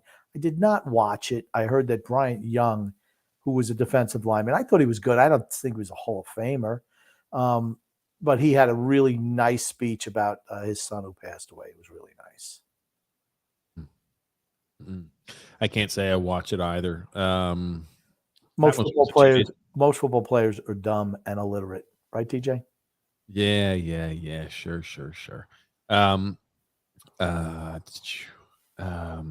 Is Sue Bird related to Larry Bird? No. Stephen F. says, if there's one thing I've learned playing against the Cardinals over the years, they do not die. I don't know how, and I don't know why, but every year they always slither their way into the playoffs every freaking time. They always have a good farm system. It's like they have an endless supply of pitchers. They're not a team that's going to give you a bunch of home run guys. They have guys that play old style baseball. I love the Cardinals uniforms. I just do. Wow. I hate him. I hated him back in the 80s, the mid 80s, when they were beating the Mets every year. Hated that in like 84, 85, when Doc Gooden first came up, man, them damn Cardinals always beat the Mets. By the way, Dodgers swept the Padres. I tell you, little brother goes down again. Stephen S. says here, as much as I hate the Cardinals, at least they're not as bad as the Cubs, especially their fans. I don't even get me started with those Cub fans. Also, yeah, I agree with you guys. Lazar needs to step it up this year. Frank says Joe Klecko should totally be in, Grumpy. I just don't think that he's going to get in because he didn't have super huge numbers. And I agree. I thought he was excellent. He was a fantastic player. But defensive linemen don't get in. Like I said, three. He went to the Pro Bowl for 3 different positions. I think the only guy to ever do that. And then he had the injuries and stuff like that. Also, DeJounte Murray apparently hates Bencaro. Now, after they matched up against each other in the Pro-Am match. How stupid. Nick A. says, how much should the Mets expect to pay Pete Alonso when his contract comes up? Seems like a guy that wants to be a Met. You know what? They want to be a Met or they want to be a Yankee or they want to be a Cardinal or a Cub until payday comes. You got to pay. You want to cheap out, they're going somewhere else. And I don't blame them. I don't. I do not feel. He has earned pennies in his contracts. Was Aaron Judge. Yep. So was Aaron Judge. Aaron Judge is a very similar situation, like when they both entered the league, around what age they were and what type of minimal salaries they were getting paid. I never blame a free agent for going for more money. That's their livelihood. And, as a fan, I understand fans. Well, he should be loyal to the team. No. It's like if you were going to work and I'm a software engineer and a whole bunch of people are hiring for software engineers. I'm no software engineer. But if I was, you wouldn't fault me if I was like, oh, man, I really loved it. We had a good time shooting the shit. I love working for software engineer company A. But if the company B is going to pay me more, shit, I'm going to company B. Simple as that. You guys, everybody does the same thing when it comes to their job negotiations. True. Drew L. said, Also, TJ Grump. I know Evan Neal has looked great. What's the status on the Panthers guy, Akeem Akwana? Yeah. I hear he's been looking good too, but who knows? He's no freaking Evan Neal. It was a freaking disastrous pick for the Panthers to pick him over Evan Neal. Disastrous. The media down here, everything's a puff piece. Oh, our NC State graduate, our NC State football player, Akeem Akwana, is doing great for the Carolina Panthers. Isn't that awesome? Everything is just fantastic. I'll be excited to watch preseason games. He's no freaking Evan Neal. Evan Neal, I told you, was the best offensive lineman. And when the Carolina Panthers made that mistake, I'm telling you it was a mistake. And I promise you, you'll see it, Grumpy. You'll see the mistake, Grump. Okay. I mean, I don't know why you're attacking me on this. You said originally he was the better spot at that, I believe, if I recall. James F. said, TJ, did the umpire call the third strike? If not, what did he call? No, he called it a strike, James. He called it a strike, and they just pretended like, oh, the count's 1-2. 1-2. An umpire should never make that mistake, ever. The umpire, first base umpire, third base umpire, any of them, pitcher, catcher, opposing team manager. I mean, like none of those guys. There's so many different thresholds where you should have come out there and discussed that where nobody caught it. It means you're asleep. It means you're asleep. Yep. Stephen, I said, by the way, TJ, since you and me are like two peas in a pod when it comes to talking about films, if you have the chance, I definitely recommend checking out Mystery Theater 3000. Mystery Science Theater 3000. Oh, Mystery Science Theater 3000. It's like where, you know what Mystery Science Theater 3000 is, TJ? No. It's a show where they play some schlocky movie and they'd have three guys. They'd have a guy and a couple of robots. And they talk over the movie. Yes. Yeah. It's like what I used to do here at this house. Shit, I got enough of that from Grump back in the day. Frank says, we watched Mystery Science Theater back in the day when it was new. Awesome show, Steve. And Steven also said, yeah, I gotta say, I still find it weird that the Brewers used to be the Braves at one point in the day. The Brewers were not the Braves. The Brewers were not the Braves. Tell me, Grumpy. Tell us Boston. More. They were originally the Boston Braves. Then they moved to Milwaukee. They were the Milwaukee Braves. Then they moved to Atlanta. They were the Atlanta Braves. The Seattle got an expansion franchise, as you see, the Seattle Pilots, and they moved to Milwaukee 1 year later and became the Milwaukee Brewers. They were, in essence, a second-year expansion team. Oh, you learn something new every day, Grumpy. And we've actually talked about that on the show in the past. I probably just have forgotten. Let's talk one more thing. Talk about it. Round it up there. Get a little European football in. Cristiano Ronaldo, not in the starting lineup today, as you see him on the bench. Of course, this freeze frame does not look very happy. That face is not a happy Cristiano Ronaldo face, would you say, Grump? I'm sure that they were looking at him all day long. Nobody looks happy on that bench because they got absolutely. When can I snap the worst picture of him? Probably when they're down 2-0 to Brighton. They said, boop. They were watching him all game. They had somebody focused on him the whole game. And, you know, there was a frown. And, I mean, he made a couple of passes. They just suck as a team. I'm sorry. John Smith, contractor at the Daily Mail. I want you just to go ahead and stare at Cristiano Ronaldo. Wait to take that picture when he has a frowny face on. Do you think he's going to be able to get out of Man United? No. That's why I brought it up. You don't think he's getting out? No. Holy shit. Man, oh, man. Look at on the bench, too. Rafa Varane, injured on the bench. You got Wan-Bissaka on the bench. You've got Nani, on the bench. You got Alenga on the bench. I mean, like, my God. They are horrible. They are horrible. They lost 2-1 to freaking Brighton. Brighton Hove Albion. It has been over a calendar year. Manchester United has not won a single freaking game if Cristiano Ronaldo has not started in over a calendar year. He had games where he didn't play last year, has games he probably won't play. He didn't start this game either. I mean, like, they do not win if he's not in the lineup. And, that was my question. Do you think a guy like that's going to be able to get out? He does not want to be there. He wants to play in Champions League. He doesn't want to play for this shit scheme.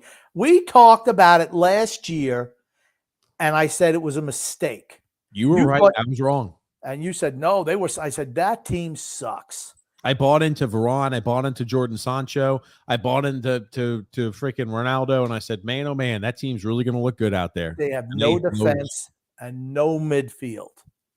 All they had was Cristiano Ronaldo. They're terrible.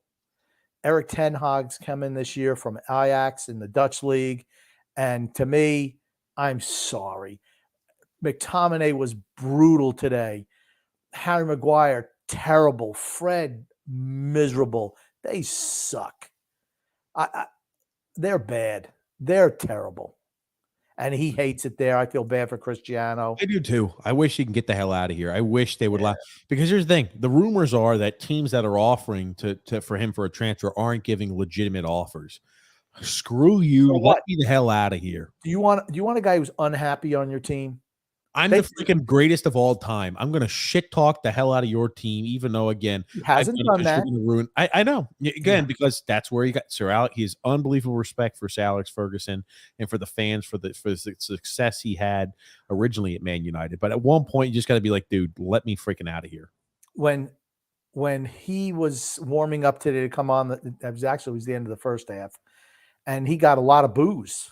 Well, I guess I don't blame the fans. I guess fans thought we're cheering him. Some of them were cheering, some of them were booing. It was noticeable that they were both. So, some of the fans are unhappy because he doesn't want to be there, and other fans, the smart ones, realize that's our only hope. How can you blame him? How can you blame him? He's the only thing that works on that freaking miserable team. Yeah, I mean, without him, here's the thing: he set up Rashford today. Fernandez today. I mean, just brilliant passing, and they just shit the bed. They're terrible. They're terrible. Horrible team. Horrible. I feel bad for him. Is right now. This is Cristiano Ronaldo. Here's the video of him getting booed as it come on. I don't know. Maybe it looks like it was split. It's tough. It was like 50-50. Yeah, he was getting boos and cheers, but I'm just like, all he's got to do is score some goals, and then they're happy. He needs to get the hell out of there, and the fact that they won't let him out of there is just a freaking crying shame. I agree. Crying shame, man.